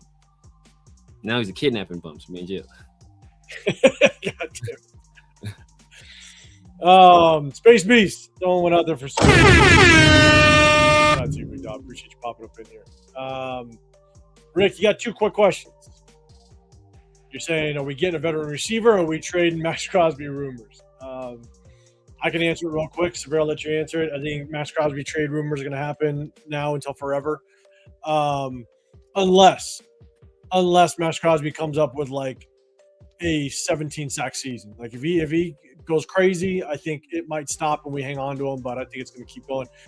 I don't know if we bring in a veteran receiver. I think we're going to stick with what we got and try to develop the guys that we brought into this into the building, because we got a lot of young guys, and because of the offense that Clint Kubiak likes to run, I think we're going to have more tight ends on this roster than normal, which doesn't leave a lot of room for additional receivers. So I think at the end of the day, I don't see us bringing in a veteran. So that's just my opinion. Severe, what's your thoughts on that? Max trade rumors is going to continue. Do we bring a veteran receiver? Yeah, max trade rumors are going to continue. They're going to continue. And unless somebody from the Raiders organization comes out and shuts the trade rumors down, then they'll still continue because that's just going to fuel the speculation even more. So, you know, like it's going to continue. I already said once Myles Garrett was traded, I figured it might, you know, start a little bit of an arms race, start generating a little bit more interest in MaxxCrosby, especially now that he's like a little bit further away from that knee procedure. Teams might start to feel a little bit more comfortable about where he is in terms of his health. So I expect the rumors to carry on until past the trade deadline. And then once the offseason starts, they'll pick right back up. In terms of veteran receiver, I can see us doing it. I mean, we currently have 2 receivers on our team that have gone for over 700 yards in the season. And those guys are Trey Tucker, who just did it last year. And the other guy is Philip Dorsett. Yes, Philip Dorsett, who was out of the league last year, maybe the last 2 years, is back on the Raiders. So he is the only veteran presence we really have in that wide receiver room. That is disgusting. So I wouldn't be surprised if around cut day we start sniffing around some of these other NFL rosters to see, or if a situation where a guy is going to get cut, we throw a conditional 7th at a team in order to just, hey, get him over here and not have to fight with anybody in free agency, or if it's a younger guy, wait for him to have to clear waivers. Yeah, I mean, I don't know if they're looking at Jalen Naylor as the veteran, you know what I'm saying? Because he's basically on the second contract. So I don't know if they're considering him the veteran, but you know, we'll see. We'll see how it plays out. I do think a lot of it has to do with just the development of the young guys that are in the building. We'll see how it plays out. Isaiah Lassiter is definitely underrated. DJ St. Charles gives up too many completions. Not sure if it's scheme or him. You're also saying Turner was picked 60th overall in 2023. I remember I come out of Michigan. I remember that's the one we had our own DJ Turner. We had DJ Turner on the team. I remember that DJ Turner. Yeah, he was a dog. That's another guy. Who's the other corner they had? That's a slot. Is it Mike something? He was a dog too. He's a slot corner out of Michigan. Mike Send real. Oh yeah. He a dog. Yeah. I knew we had Nate Hobbs at the time, so I knew we wasn't gonna take him. He was a dog too. Yeah, I didn't know if you were going to say Jacob Parrish, but we're going to go on. And we're going to say, Jeff in the building. What's going on, man? Yes, we can finally start the show, but you missed the highlight of the show, Jeff. Yeah, Pitcher Cut'em has come and gone. You're going to have to wait till next Wednesday. Just letting you know. Yeah. Jeff, man. Hey, you guys go over to Jeff's channel as well. And I saw Jason up in here. Jason Downs. Definitely go hit up Jason's channel as well. And yes, 17 sacks, 100%. That is crazy talk. And that's why I don't think the trade talks are going to stop anytime soon. So, yes. So, okay, that's the cornerbacks. I'm going to go back up a little bit. And then we're going to take a look at the edge rushers. And then we'll play one more game and have a little bit of fun. And then we'll talk about running backs so we can all talk. Or the chat can talk shit to us again. So, we're going to go edge rushers. Here we go. Again, this is the executives, the coaches. They pick their top 10, some honorable mentions. And so let me know what your thoughts are on the list, if you agree or disagree. So we're going to go edge rushers at the top of the list. I don't think we all can disagree. You got Myles Garrett. Yeah. At the top of the list. I think that's justifiably so. Last year's ranking was 1. His lowest ever ranking was 1. How long have they been doing it? Like 3 years? Something like that? Something like that. And so I think we're good. 1. The lowest ranking ever 1. So next up, Micah Parsons. I don't like this one. Yeah, I think that's highly debatable. So I'm going to go to the next one, and we'll see how we look with the next one, because the next one's Will Anderson. Yes, he should be number 2. So, Chad, let me know. Do you think Micah Parsons is up there a little too high at number 2? And do you think Will Anderson should be number 3? I'm going to go to the next 2, and then we'll kind of just get an idea of just what the next couple picks look or rankings look like. Now you got Max at number 4. So I don't see Max at number 4. I don't either, but I'm not mad at because what he does when he's engaged in the run game, what he does against the run, I could see what people like, okay. But let's go to the next couple, and we'll just see, can you move this top 5 or 6 list around a little bit? Because then you got Aiden Hutchinson out of the Lions. Oh, yeah. And then you got Danielle Hunter. Oh, Danielle Hunter. Oh, man, Danielle Hunter's so cold, man. Danielle Hunter's so cold. I'm like, and I think, in my opinion, I feel like there's 2 guys that are probably some of the more underrated guys because they play on some good defenses. I think that they're just not looked at as often. Danielle Hunter is one of them, in my opinion. Yeah. He's a bad man. And so I'd actually put Danielle Hunter in front of Aiden Hutchinson, and I'd put Danielle Hunter in front of MaxxCrosby. I probably would too, to be honest with you. To be honest with you. You know, Jason, you got Will Anderson at 2. Jeff, you got Max at 8 at best. But TJ Watt at 4. TJ Watt, we're going to see where he's not even at 6 yet. Big John, Max should be number 1. Number 1. All right, hey, all that dog. I just like the positivity, Big John. Yeah. Drinking Kool-Aid. Oh. Yeah, Jason. I agree, Jason Downs. He should be up there, bro. Danielle Hunter, he don't gonna get the love because Will Anderson is such a monster. But Danielle Hunter he's probably top 15 in sacks all time at this point. Like double digits damn near every year. So I'd put Danielle Hunter at probably at 4. Aiden Hutchinson, I'm struggling with because when he's on the field, he gets after, but then he got hurt. So it was really hard to figure out, like, where does he really land on this list, to be honest? Chat, let me know. Do you think 5 is justifiable for Aiden Hutchinson? Severe, what's your thoughts on Hutchinson? Do you think 5 is right? I'd put him behind Hunter. But I would put him behind Max too. So yeah, I'll put it. So I would slide Hunter up. I would slide both of them down. I think he deserves to be behind Max.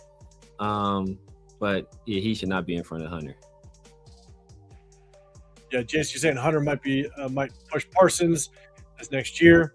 The beefed up interior. Rick, you're saying Hutchins is too high. Isaiah, healthy Hutchins is better than maxxcrosby in my opinion. I'm not mad at that. I'm with you. I just think. Oh, show Deuce. That's another one. So I was about to say, that's the other guy that I feel is so underrated. Yeah.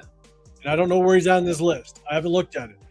So you got Aiden Hutchins. I think Aiden Hutchinson is a guy that you can kind of play around with on this list, depending on what other names pop up. Micah Parsons at 2, I don't like it. No, he shouldn't be in top 5 right now. Yeah. She got Danielle Hunter at 6, TJ Watt at 7. Yeah, that's another one. We get to him. Yeah, that's that's Nick Bosa. Oh, I thought you were talking about. I thought that was the other Nick. So this is where it's tough. Is a healthy Nick Bosa could be top 42. He's a D42, so like, because Nick Bosa is just when he's healthy, he's a monster. He's unstoppable. He's a beast. Yeah. So because obviously with the injury history and he's just not able to really stay healthy consistently throughout the year, I don't know if I'd move him around too much. Let's look at then you got Brian Burns at 9. Yeah. Man. I could move him to where Aiden Hutchinson is, to be honest with you. Man, yeah. Yeah. Easily. And then let's see who's 10. Then Nick Benito, that's another guy, man. It's tough because he hasn't done it. He hasn't done it long enough, so he just has that one. But this past year, Nick Benito is a monster, man. Nick Benito, he's a monster. And Isaiah, I think this is who you're talking about, is Nick Benito. Yeah, that's what you're talking about. Yeah, Nick Benito, man. Nick Benito. Because when we said Nick Bosa, I thought it was gonna be Nick Benito. You said Nick, I was like, okay, there he is, but it was Nick Bosa. So I guess last year, Nick Bosa is tough, man. Nick Bosa is tough. And that's like Nick Bosa again, healthy. He could be up there. Yeah. Around 3. He's for sure top 5. I mean, you probably. I mean, if you want to put him at 3, like he's won Defensive Player of the Year. Like I wouldn't be mad at that. But like you said, just always hurt. Always hurt. Whatever else, Tom. So okay, let's be real with this list. I think Micah Parsons, you gotta bump down. Yeah, you gotta bump way down. TJ Watt's a hard one right now because obviously I think he got hurt last year a little bit, so it worked. It messed with his production. Right now, it's Myles Garrett at 1 without question. I'd almost say, okay, let's go Will Anderson 2. Yeah, those are the 2 locks. Those are locks for me. Everywhere else, I'm open, but those 1 and 2 are locks for me. I'm looking at this going, I'd almost want to see Danielle Hunter at 3. I wouldn't be mad at that, to be honest with you. I would not be mad at that. I wouldn't be mad at that. I think there might be would you put Micah Parsons at 4? Or I don't want to punt it because he didn't do anything last year, so it's kind of hard. It's been a while, but if he's healthy, I'm not mad at him at 4. Healthy Mike Parsons 4. If he's healthy, he's healthy 4.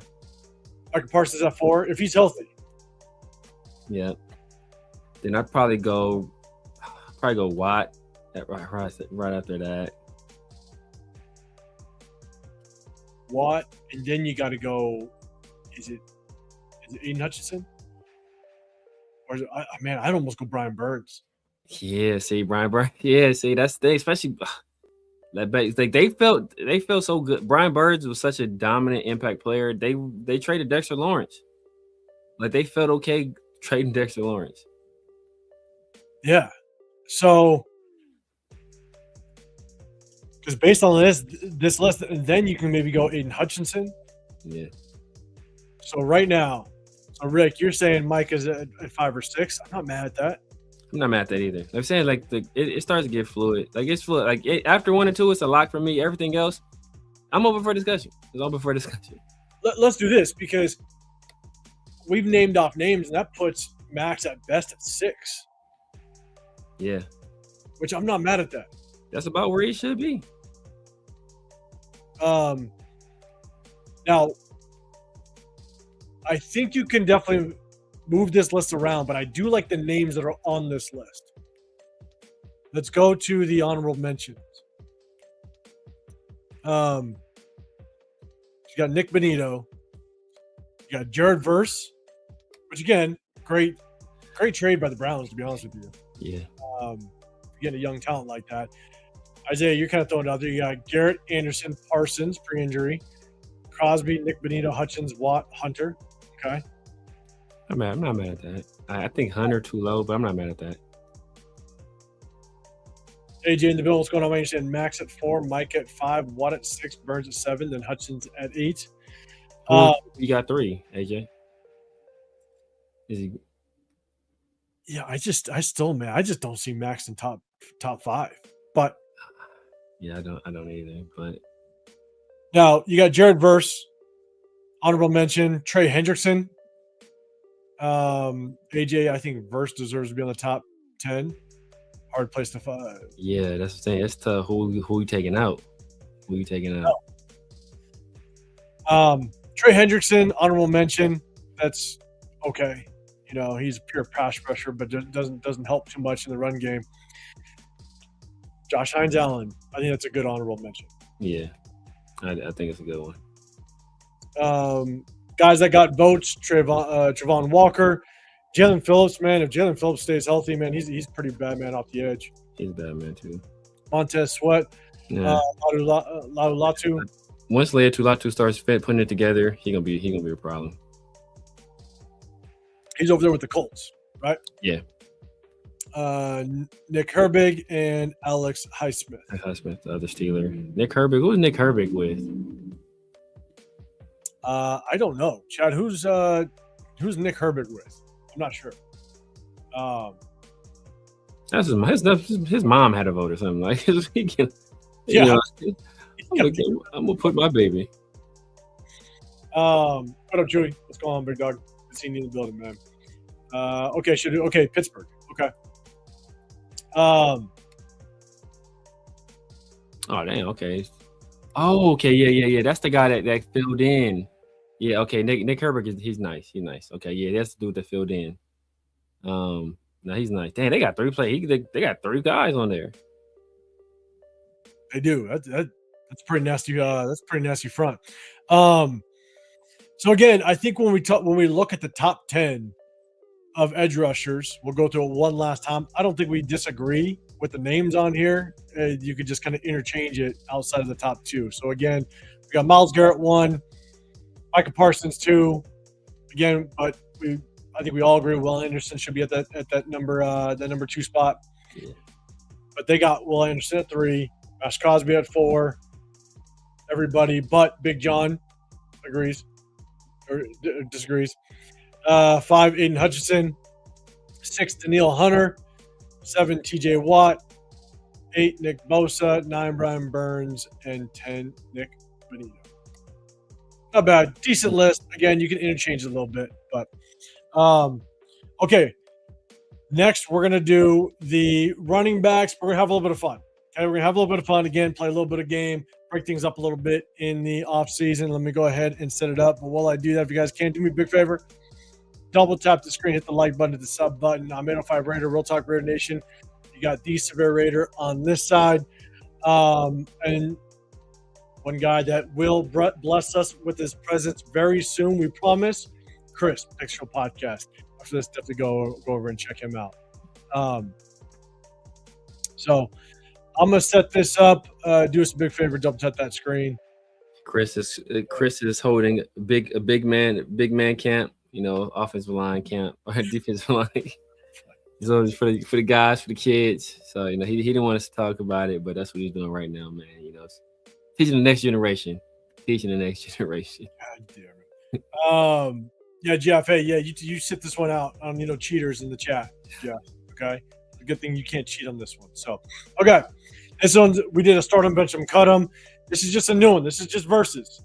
That's all it is. So 2 players are gonna pop up, and you just pick which one you like. There's no right or wrong answer. You just let me know who you choose between the 2. But you got to pick one. All right, let's have a little bit of fun. Let's get into it. All right.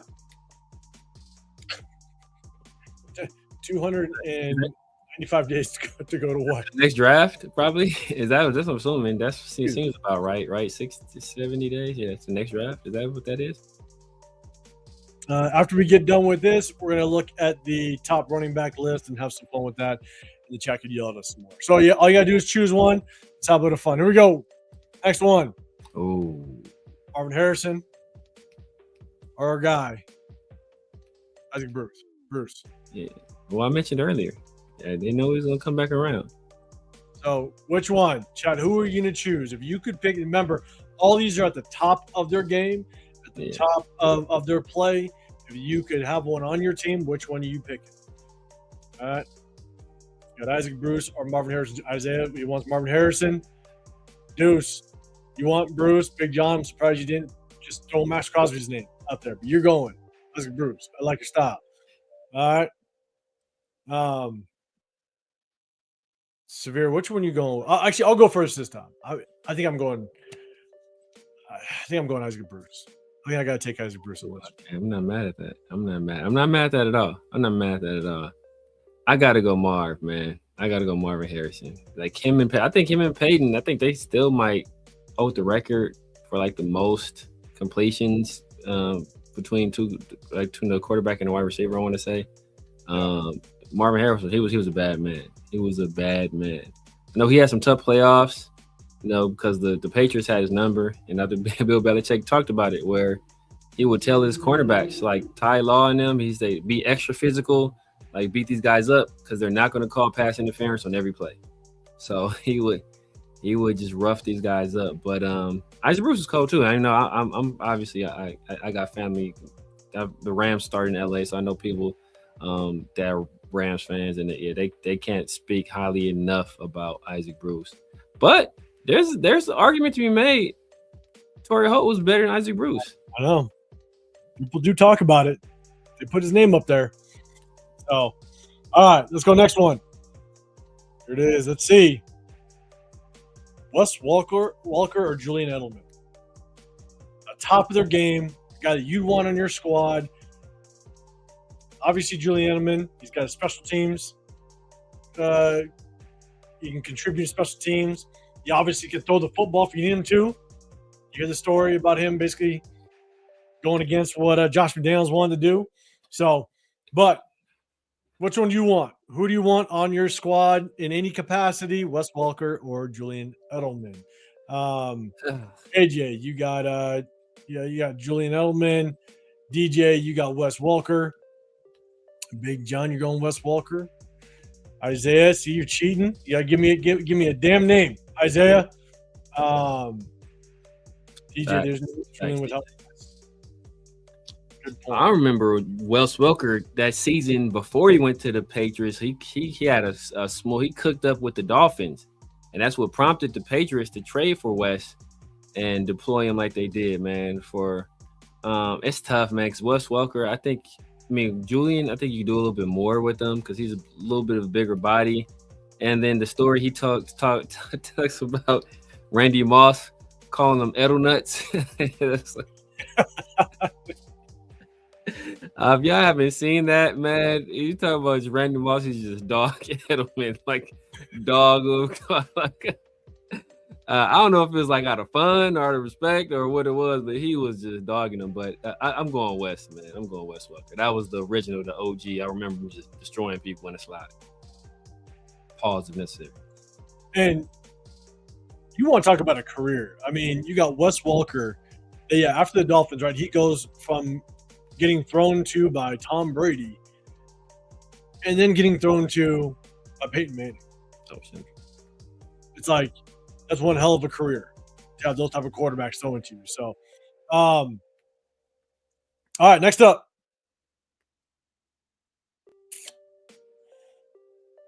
Donovan McNabb or Dante Culpepper?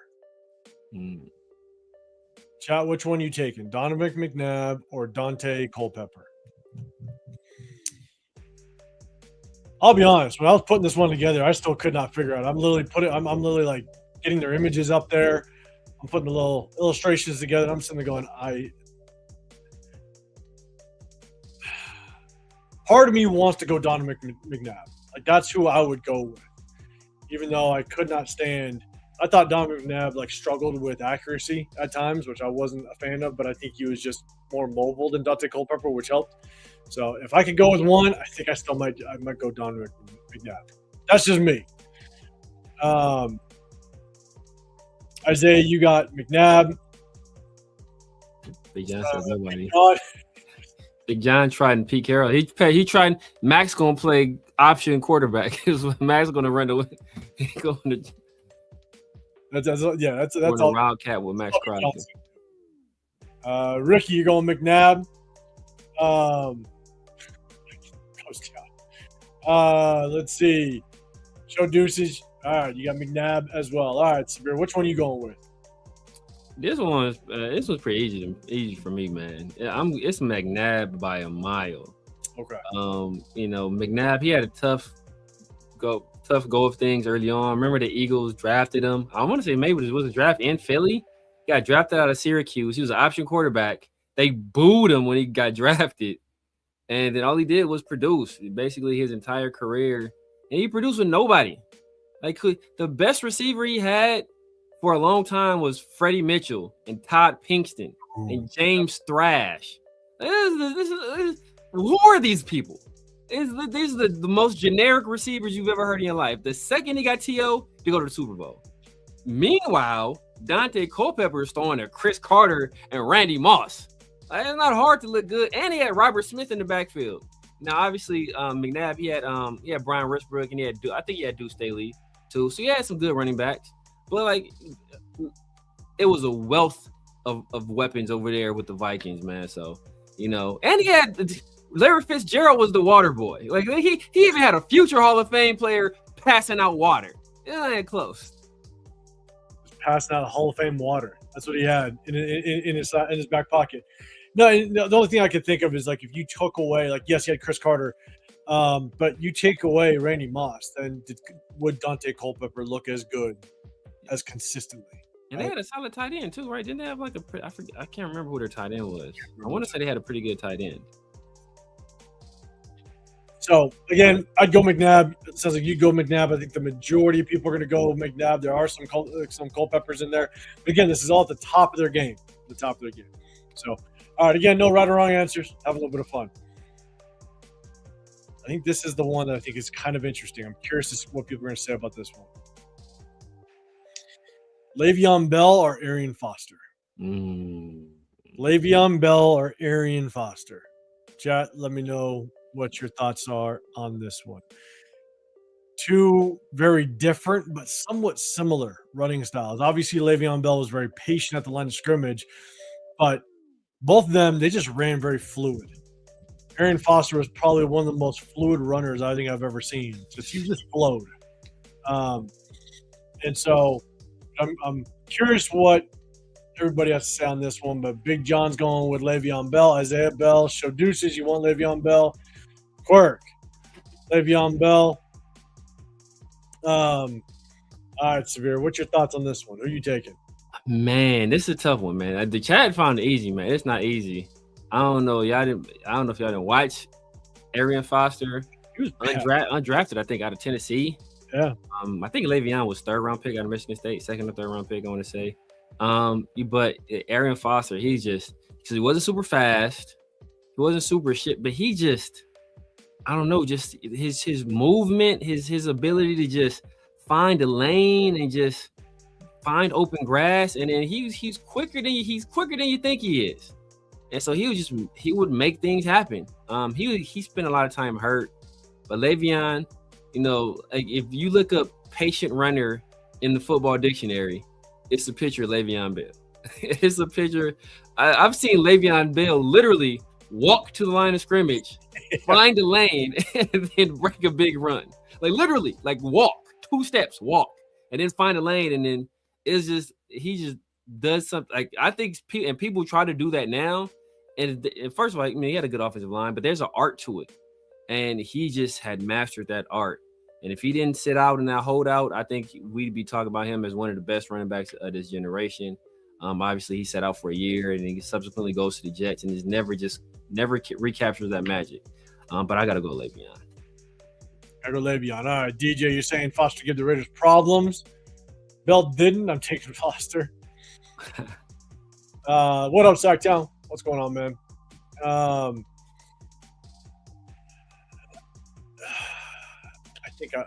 think I'm taking Arian Foster. Yeah, I can't. I'm not mad at that, man. Foster was a dog. I just preferred his running style. I mean, yeah, that patience at the line of scrimmage was just the craziest thing I think I've ever seen.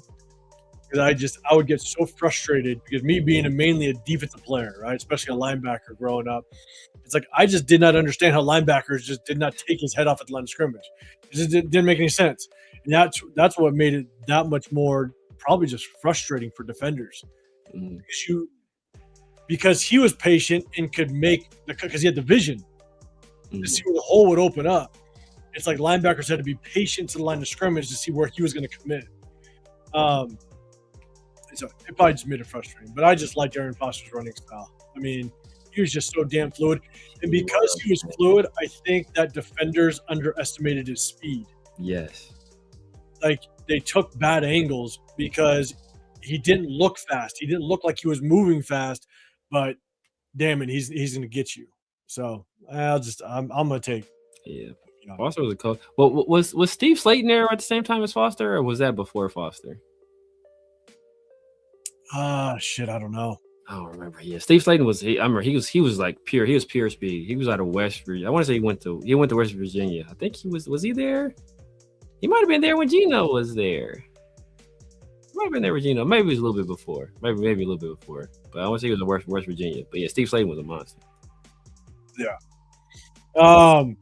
What up, Lecky? What's going on, man? Appreciate you popping up in here. Absolutely. Okay. All right.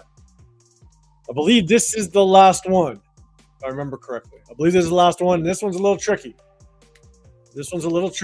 All right. So you just have to pick the combination. Who would you go with? Again, everybody at the top of their game. Who would you go with? Pick the combination.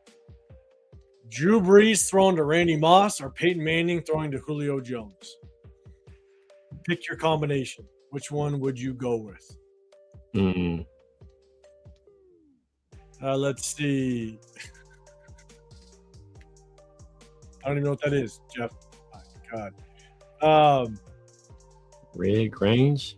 I don't know. You're somebody famous. I can't think of who he is at the top of my head. Red Grange. Hey, who is he? Red Grange. Dang. This name sounds familiar. I don't know. We got people coming in. Rosetown, you got Breeze to Randy.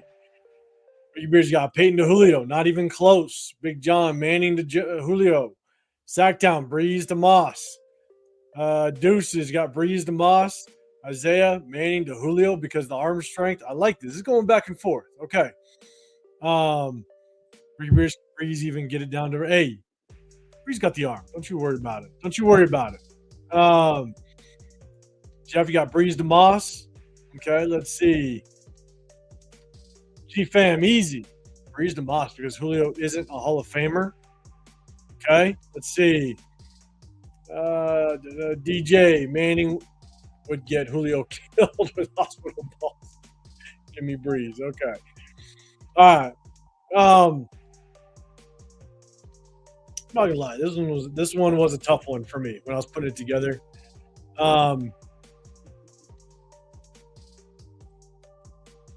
Shit. I think I might be going if it's at the top of their game. I might be going Manning and Julio Jones. Because Julio Jones was just a freak of a football player and athlete. Just man, like, look, tell him. I mean, there's nothing he could do. Yes, Randy Moss is going to beat you deep and he's going to mosh you, right, all day long. But at the end of the day, if if you have a Hall of Fame quarterback throwing you the football and you're throwing to a receiver that could literally do anything on the football field, I think I might take that combination. I'm going to go Manning and Julio. I think the Breeze and Moss combination could be deadly as all hell.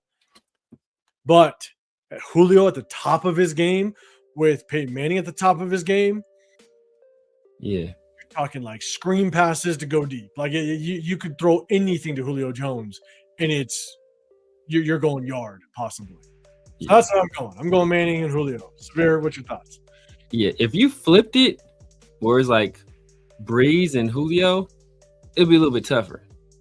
But Breeze, Randy Moss outrunning his arm at like 3 seconds. Randy Moss got to throw up the he throw up the hand when he opened. He got to throw up the hand like 15 yards deep because you get too deep, Breeze ain't gonna hit you. He can be airmailing. He's way into that. He'll get it. God damn it. Yeah, but look, but in terms of just physical gifts and traits at the wide receiver position, Julio Jones and Calvin Johnson are the most physically gifted receivers I've ever seen in my life. Like, there is literally nothing on a football field they cannot do, but they do it all at 6'5", 230 with the feet of a guy that's 5'11", 195. Like, if you built a wide receiver in a laboratory, you would build Julio Jones, and then you would give him something to keep his ligaments and bones healthy. Like, that's what you would do. Yeah. Because he's literally nothing he cannot do at the wide receiver position. He single-handedly beat the undefeated Carolina Panthers, who went to the Super Bowl that year and lost to the Broncos, ironically. Right. He beat them by himself. Like, he beat them by himself. So, like, he's just a physical freak. Obviously, Peyton Manning, the sheriff, he's going to be out there dealing. If you taking Broncos Peyton, he probably got about the same amount of arm as Breeze. But Julio can work all areas of the field. So that's where the divergence comes. Where, Randy, he's not necessarily one trick pony, but his best trick is the deep ball. Yeah, so that's what I'm doing. I think Severe, I think you're going Manning, Julio. I'm going Manning, Julio. Let's see, Ricky, you're saying if Peyton is at his peak, get this man out of that Broncos jersey. Hey, I'm just copying and pasting these images, all right? You guys, don't you judge me. It's still at the top of their game. I mean, he at least won a Super Bowl. He was a Bronco, okay? I'm just throwing that out there. DJ Severe, that's exactly why Manning would get him killed through the middle with too much confidence. Hey, look, if Marvin Harrison can survive, and what's my other guy, Reggie Wayne? These two are the slimmest receivers you've ever seen, and Brandon Stokely. Yeah, Brandon Stokely killed him. He had but after Ricky Pro, it was Brandon Stokely. The coldest white boy you've ever seen in your life playing wide receiver. Ricky Pro, Brandon Stokely. Oh man, that's good stuff. All right, so hey, we'll do that segment more every Wednesday during the off season, kind of break things up. Hope you guys have a little bit of fun with it. So do me a favor, double tap that screen, hit the like button. We appreciate y'all. Hit that sub button if you want to get included in the chat. Let's go to the hot topic. We already kind of talked a little bit about running backs, and so we'll see just how people like this topic. And so I'm gonna go ahead and share the screen again, guys. Just so you know, it's the executives, it's the coaches that are making basically their top 10 based on the performance of last season. So their 2025 performance. We just went over the cornerbacks. We went over the edge rushers. Now let's take a look at the running backs and just kind of how they're ranked. See if you agree or disagree.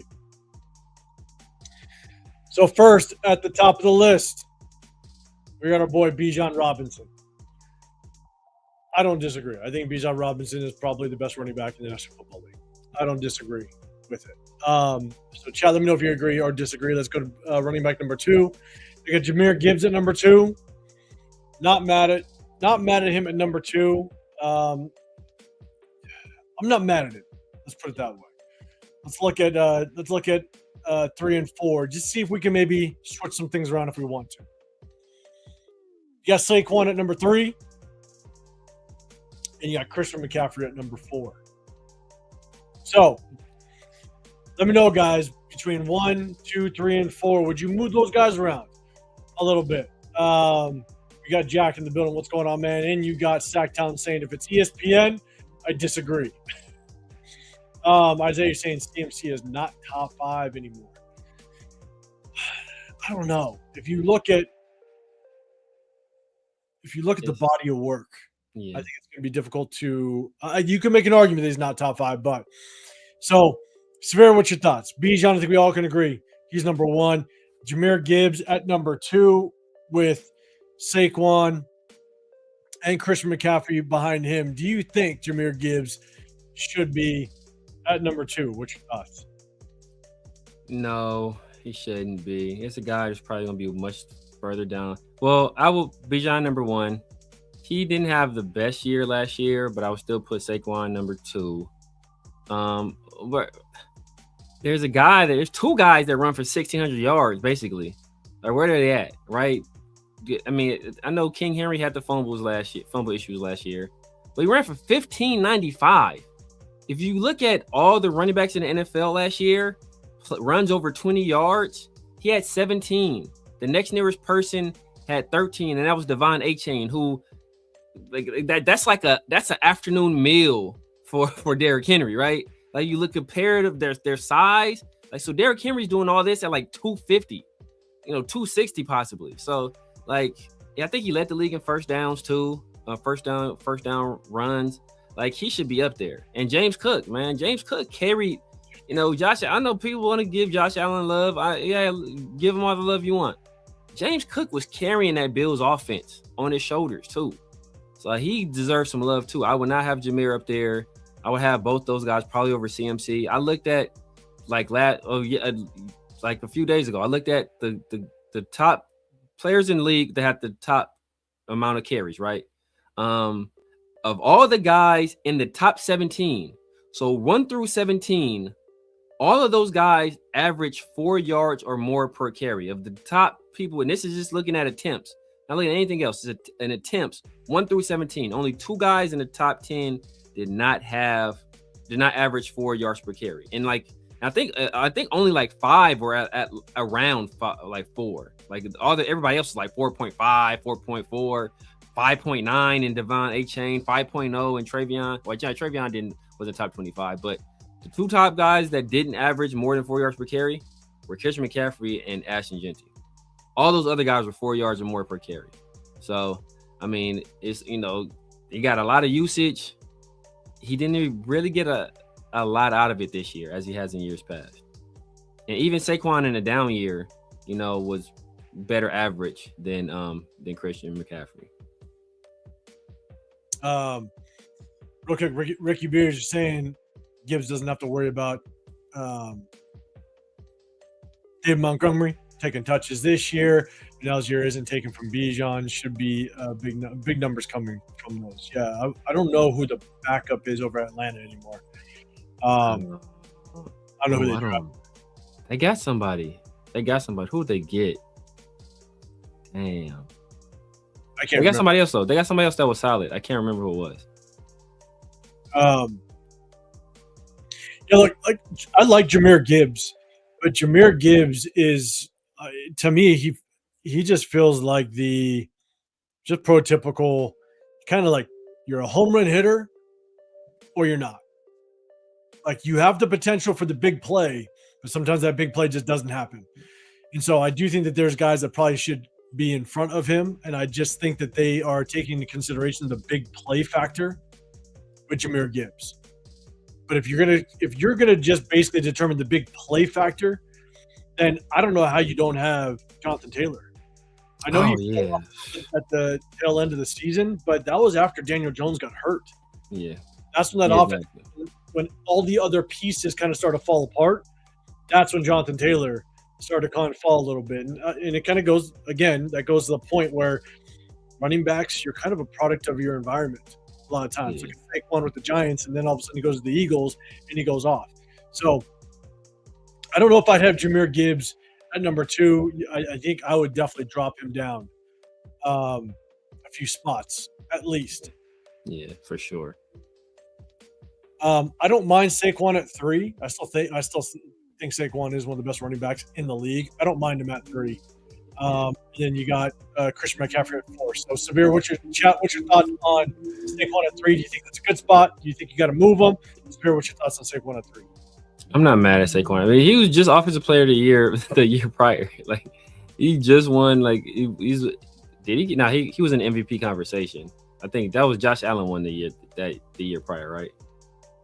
Yeah, Josh Allen won the year prior. So it was Josh Allen this past year with Stafford. Yeah, but Saquon was in the conversation for MVP of the league. He won Offensive Player of the Year, 2,000 all-purpose yards, 2,000 rushing yards, more than 2,000 all-purpose yards. So I mean, 3 is a fine spot. I wouldn't mind if you put him at 2. I wouldn't mind it just because we've seen him do it.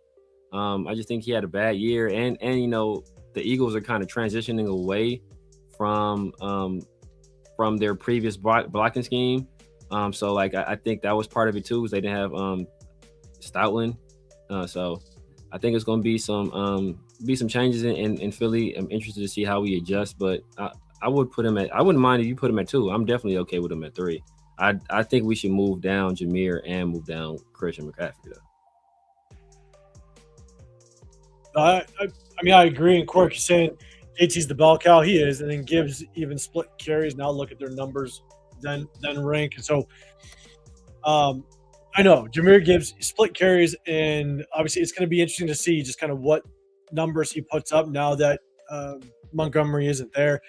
I just don't look at Jahmyr Gibbs as an every down back. I feel like Jahmyr Gibbs is going to need a complimentary back. So we'll see. We'll see just kind of what his numbers look like. So I don't disagree with you, Quirk. If he ends up getting the bulk of carries, 80%, maybe his numbers are definitely going to go through the roof and just be better as the feature back. So I don't. You know, he could wear down some more. David Montgomery was a good player, man. He was a good player. He was. I think it was a great combo backfield between those two. I agree, Jeff. Yeah. So, and we'll definitely scroll on down. Saquon at 2 with that back hurdle. That was a nasty move. Man. Later on, Big John. Appreciate your pop. Get some rest, brother. Go Max. Go back.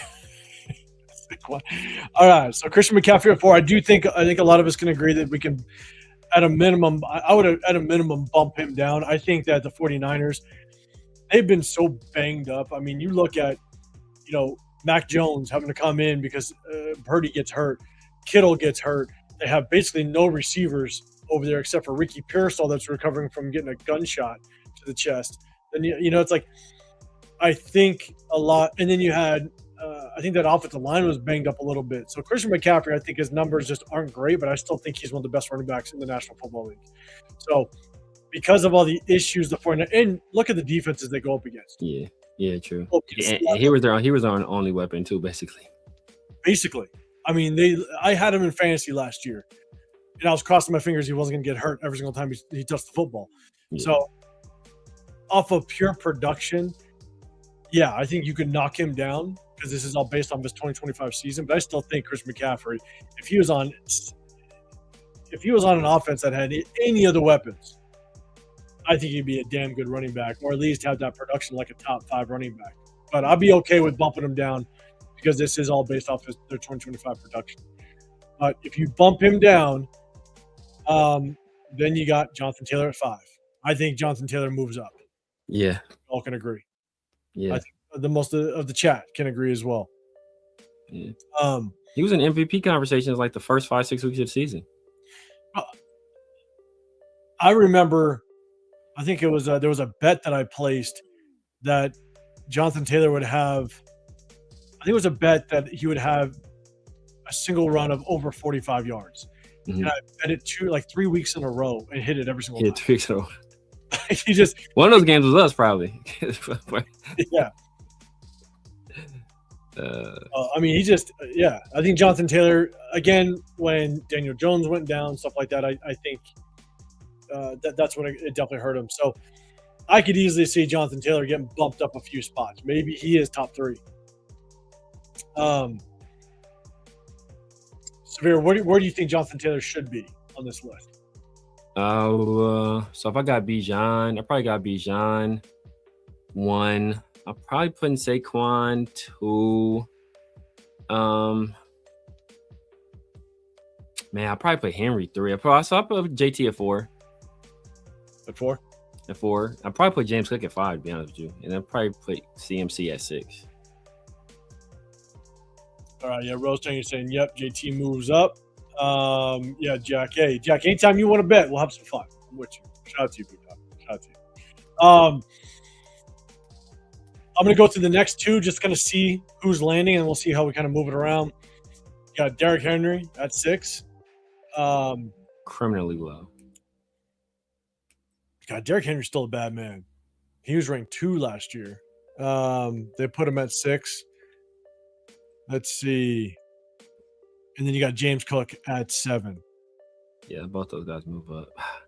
I probably still put I gotta put Gibbs over Cook though. But it's hard though, man. I don't know. That's tough. James Cook is a beast. I would put James over Jahmyr Gibbs just because of the body of work. Yeah. But it's like yeah. It's tough. Like James Cook 6 and Jahmyr Gibbs 7, maybe something like that. And then I think that pushes Derrick Henry up, and I think it's pushing Christian McCaffrey down. So if everybody on this list, now you kind of push Christian McCaffrey to possibly 8. Yeah. If that makes sense. So, Sabir, would you agree with that, Chad? Do you agree with maybe Christian McCaffrey gets pushed down to 8? And that's tough because I don't think he's that low. But man, yeah, man. Hey, that's tough.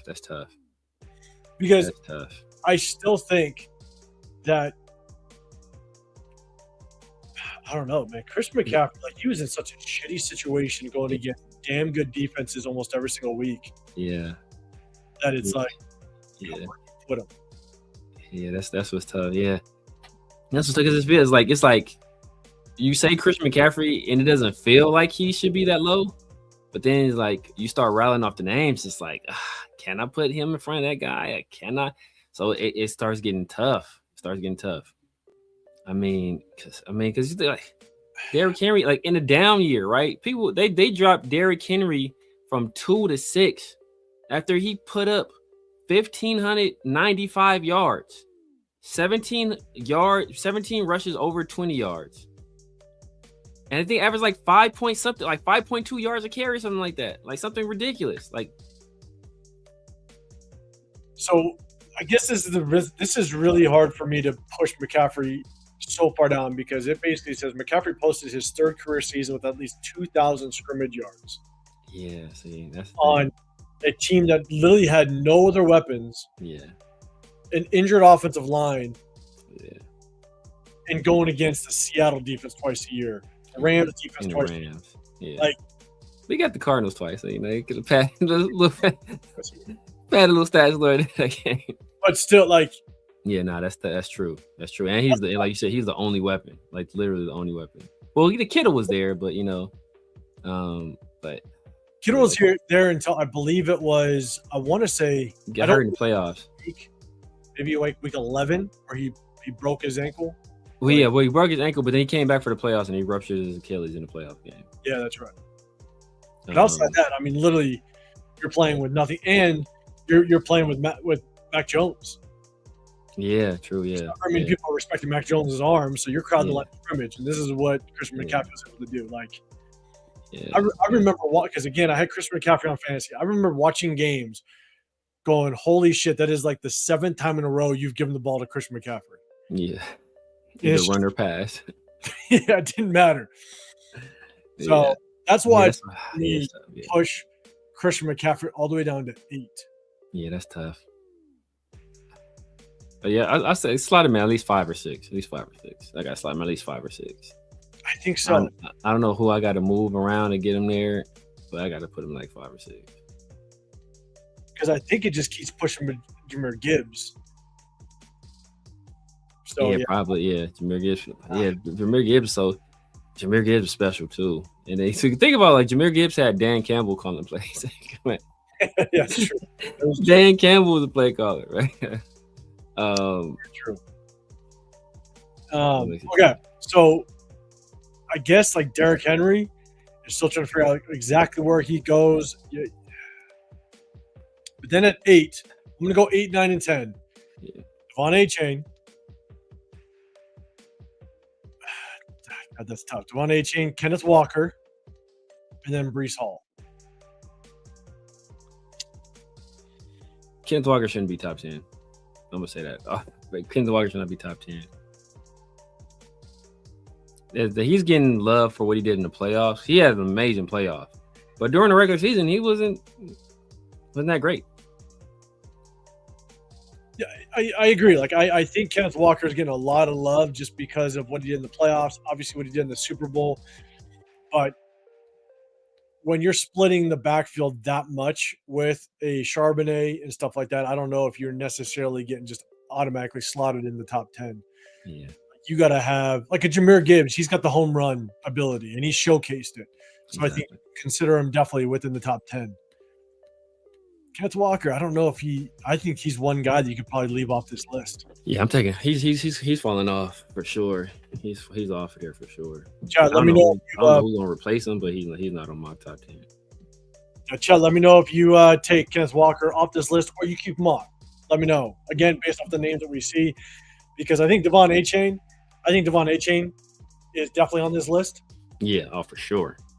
5.9 yards per carry last year. Yeah. Or 5.7. 5.7, 5. I think it's 5.9. 5.9 yards per carry. Either 5.7 or 5.9. He's definitely on this list. I'm going to go to honorable mentions. I did not pay enough attention to Breece Hall this year to know whether or not he should be on this list. Now, that is a struggling offense up there, but I think Garrett Wilson did still put up numbers. So at least he's got a weapon over there. Kind of compliment. I just don't know how well Breece Hall actually did last year. I know he did well. Yeah. Was it well enough for top 10? I don't know. Steve, do you know, or chat? Let me know what your thoughts are. No, Breece Hall deserved to be there. I mean, think about that. They had a complete fire sale. They got rid of everybody. Yeah. They kept 2 people, Garrett Wilson and Breece Hall.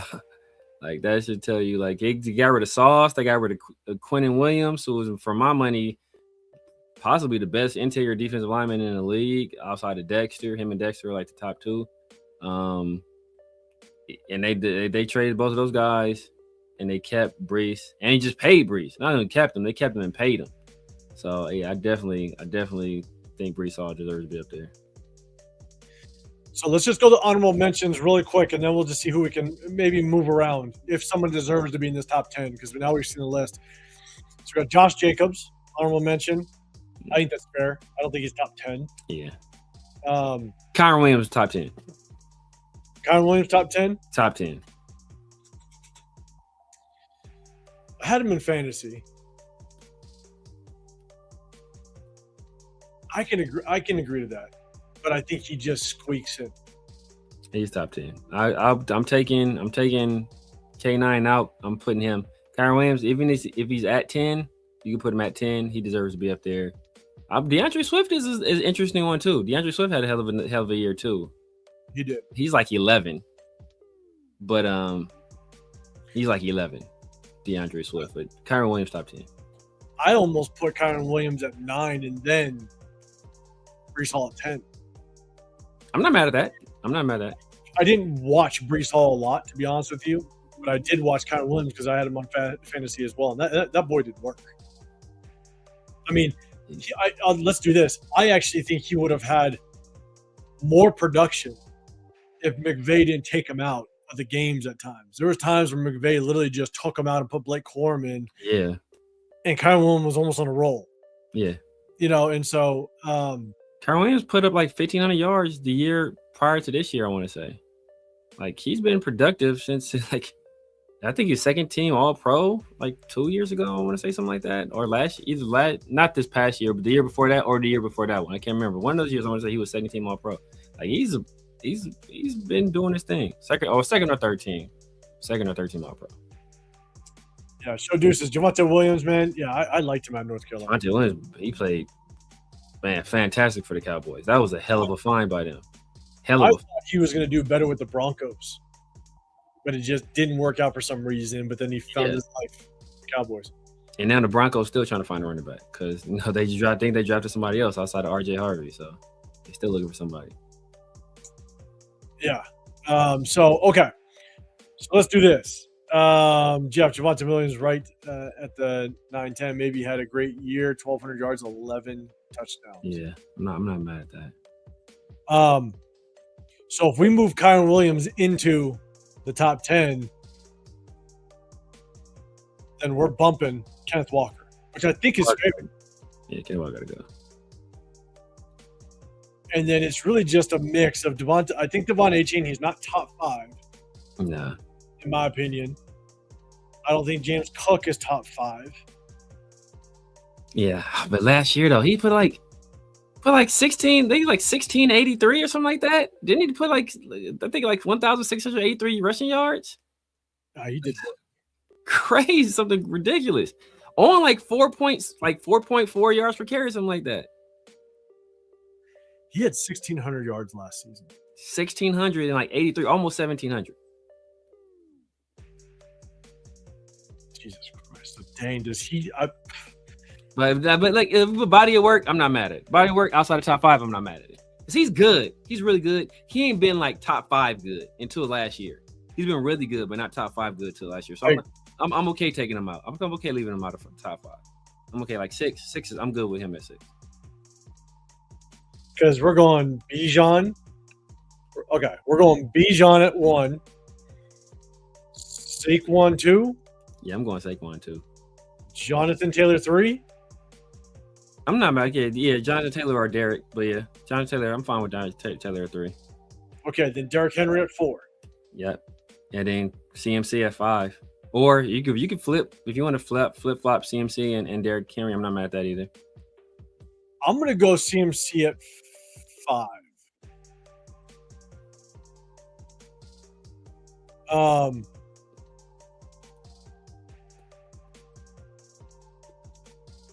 Wait, Derrick Henry 4, CMC at 5, right? Yeah. James Cook at 6. Yeah, I'm good with that. Jahmyr Gibbs or Devon A-Chain, I think. I put Gibbs right there. And I wouldn't mind if you want to flop James Cook and Gibbs out there. They're both right by each other. So wherever one is, I'll put the other right there. I think I'm putting James Cook in front of Jahmyr Gibbs only because James Cook, he was the featured back. Yeah. There wasn't much help over there. Consistently, at least. He got the bulk of it. And it remains to be seen. If Jahmyr Gibbs, if he gets the bulk of the carries, we'll see what he does with it. But he's got that home run hitting. This is time to shine. Then Devon A-Chain at 8. Yeah. Kyron at 9. Breece Hall at 10. Yeah. I'm good with that. That's not bad. I'm not bad with that. And and I can be compelled to, if you want to take Breece Hall out and put Javonte Williams at 10, I wouldn't be opposed to that. I personally would have Breece Hall there, but I wouldn't be mad if somebody wanted to say, hey, based off what he did last year, Javonte Williams in the top 10. I wouldn't fight you for it. Yeah, I'm with you. Again, I didn't watch a whole lot of Breece Hall, but man, I liked Breece Hall out of Iowa? When he came out.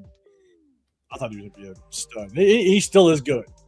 Yeah. Okay, so we had the honorable mentions, which I think Josh Jacobs, that's fine. Kyron Williams, we moved him to 9.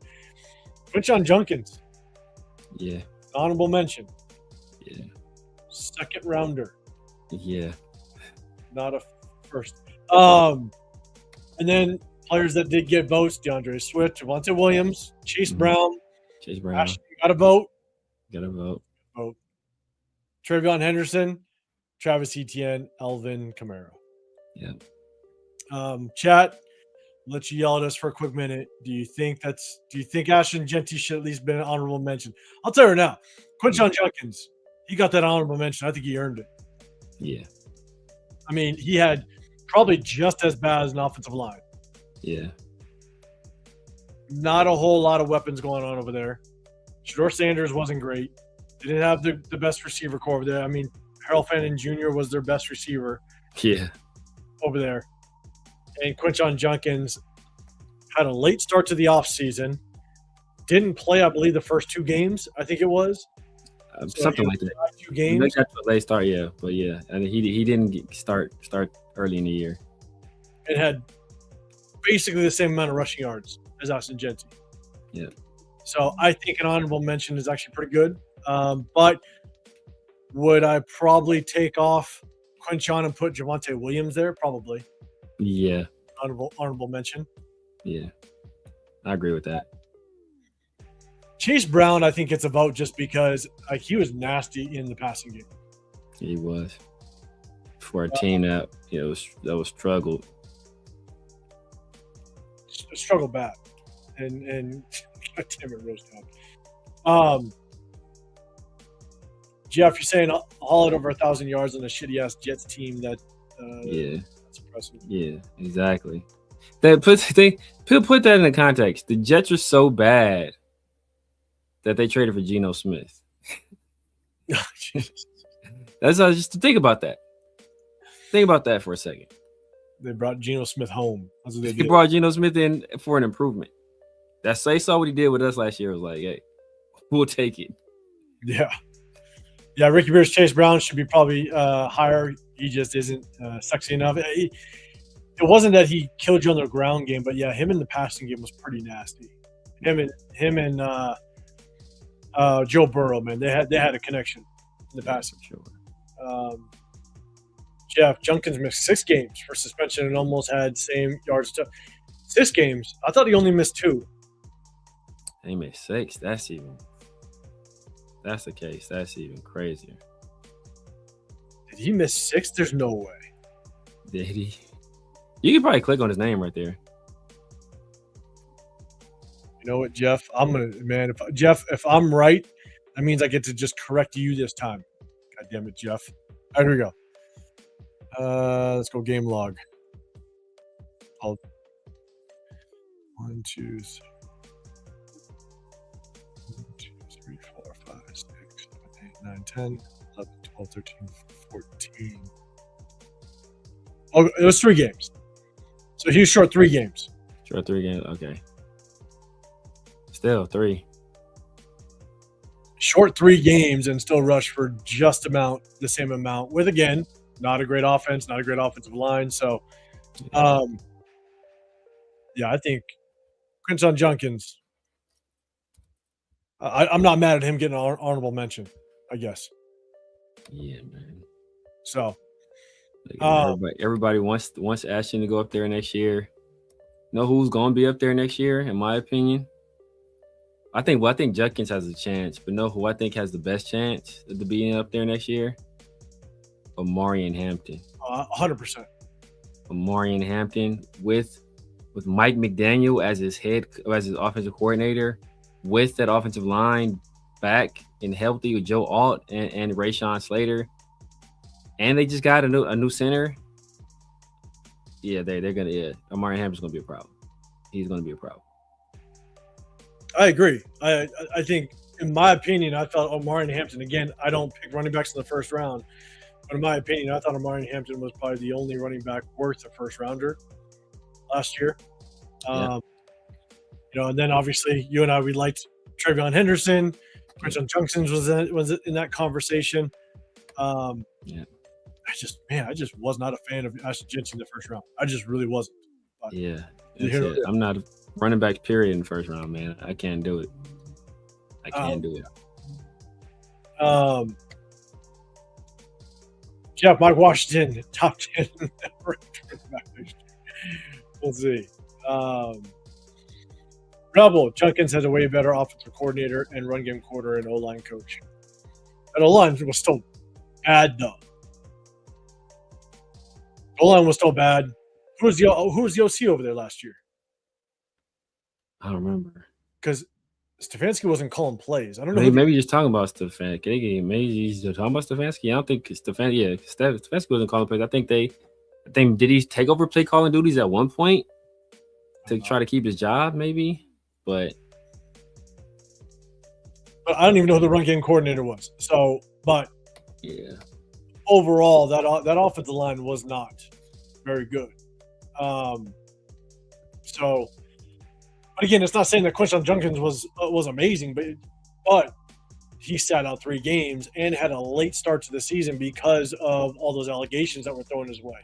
So, having the late start, short on games, stuff like that. I mean, he easily, if you just average out his games, he could have easily went for 1,100 plus yards. So, again, not to say that he deserves to be top 10 or what have you, but him at least getting an honorable mention, I think I'm okay with it. You could argue some like a Javonte Williams should have gotten the honorable mention. You could argue. I'm not mad at that either. There was a certain running back that did finish second place in offensive rookie of the year voting. Just saying, Who was that? Travion. Did he? He finished behind. I want to say he finished. Oh no, he finished third. It was Tetaroa, then the Jackson, and it might have been fourth. It was Tetaroa, Jackson, then Shuck, and then him. I want to say Tetaroa, Jackson, Shuck, and him. I think that's the order. And that would have been interesting. I don't know how well he would have done, but man, I'll tell you right now, if what's his face? Again, I wasn't high on him because of his running style, but because I didn't think he was going to last. But where he was drafted can justify it. But man, if Scatterbo didn't get hurt, that kid could have been in this conversation. Yeah, Scat for sure. CTE Scat. Yeah. Exactly. So DJ, yeah, people are sleeping hard on the Chargers and Mike McDaniel's offense. It's gonna be Mike McDaniel gonna run the ball, man. That's what people think he's a pass. Mike McDaniel will run the ball. That's what he does. Tyrese. Oh, I think he came over. Did Tyrese come from the 49ers? But he got fired before the year was over, didn't he? I don't even know who that is, to be honest with you. I don't know. He got fired before the year was over because I think they got Ken Dorsey now, I think, right? Ken Dorsey? They got Ken Dorsey now. Because Ken Dorsey used to be with the Bills, right? Yeah. Ken Dorsey was with the Bills before they hired the young kid that's the head coach now. He got fired before the year was over.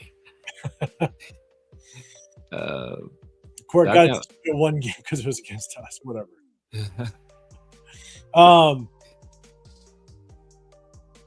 Jeff Juice Staley was a running back coach. He's a good running back coach. He was. Goes down. Did we say Josh Jacobs honorable mention? Yes, he got an honorable mention up there. All right, let's see. I'll be honest. I didn't even think the Browns employed an offensive coordinator. It's brutal. It's brutal. Didn't look like it. So, all right, that's it.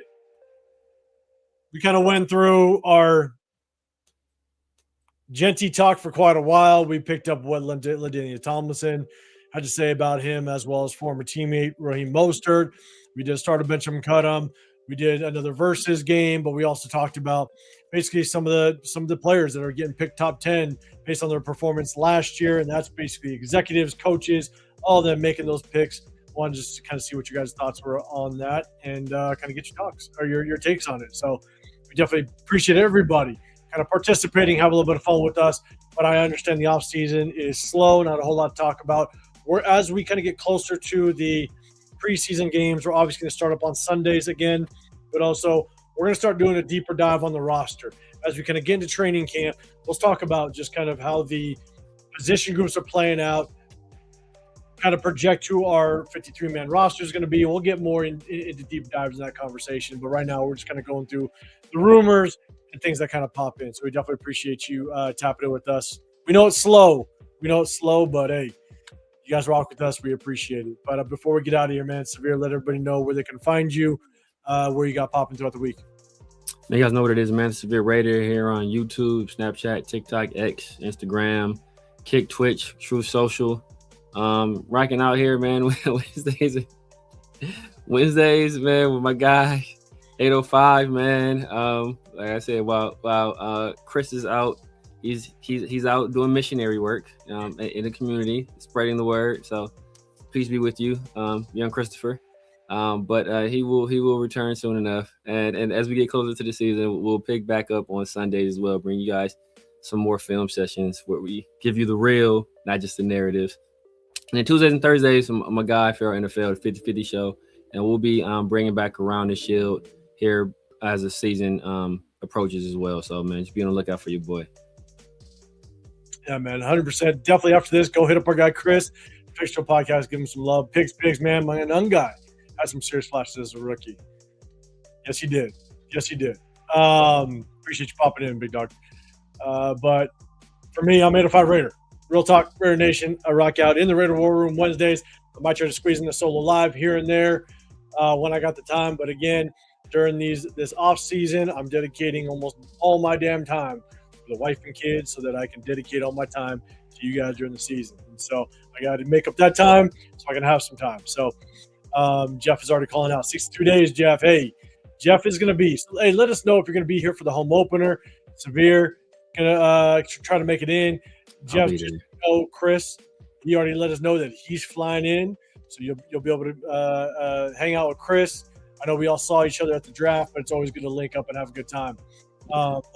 62 days, Jeff, man, it's going to be fun. So, again, guys, we appreciate y'all doing. Double tap the screen, hit that sub button, hit that like button if you can. It definitely helps us out. But we are going to be back on next Wednesday. I won't be here, so Severe is going to try to get Chris out the woodworks to maybe try to do a show for you guys. Yeah. It's one of my daughter's birthdays, so I'm not going to be rocking with you guys on Wednesday, but buckle up for that show because Chris and Severe will try to rock with you on that one. And shout out to Pig's Pig, man. He does a show with Turf. I think it's is it Tuesdays? Tuesdays? It's Tuesdays. Tuesdays, yeah, man. So make sure you guys tap in with those guys, man. It's fun, you know. Turf gonna soundboard you to death, man. But he's a good dude, man. He's a good dude. Both of them know their football. They both know their football, man. And Turf will always keep it real. That's what you'll get with Turf. He'll keep it real, keep it honest. Agree or disagree with them, he keeps it real. So, cool. Appreciate it, guys, man. Hey, have a great rest of your week. Rest of your Sunday. Have a great rest of your week.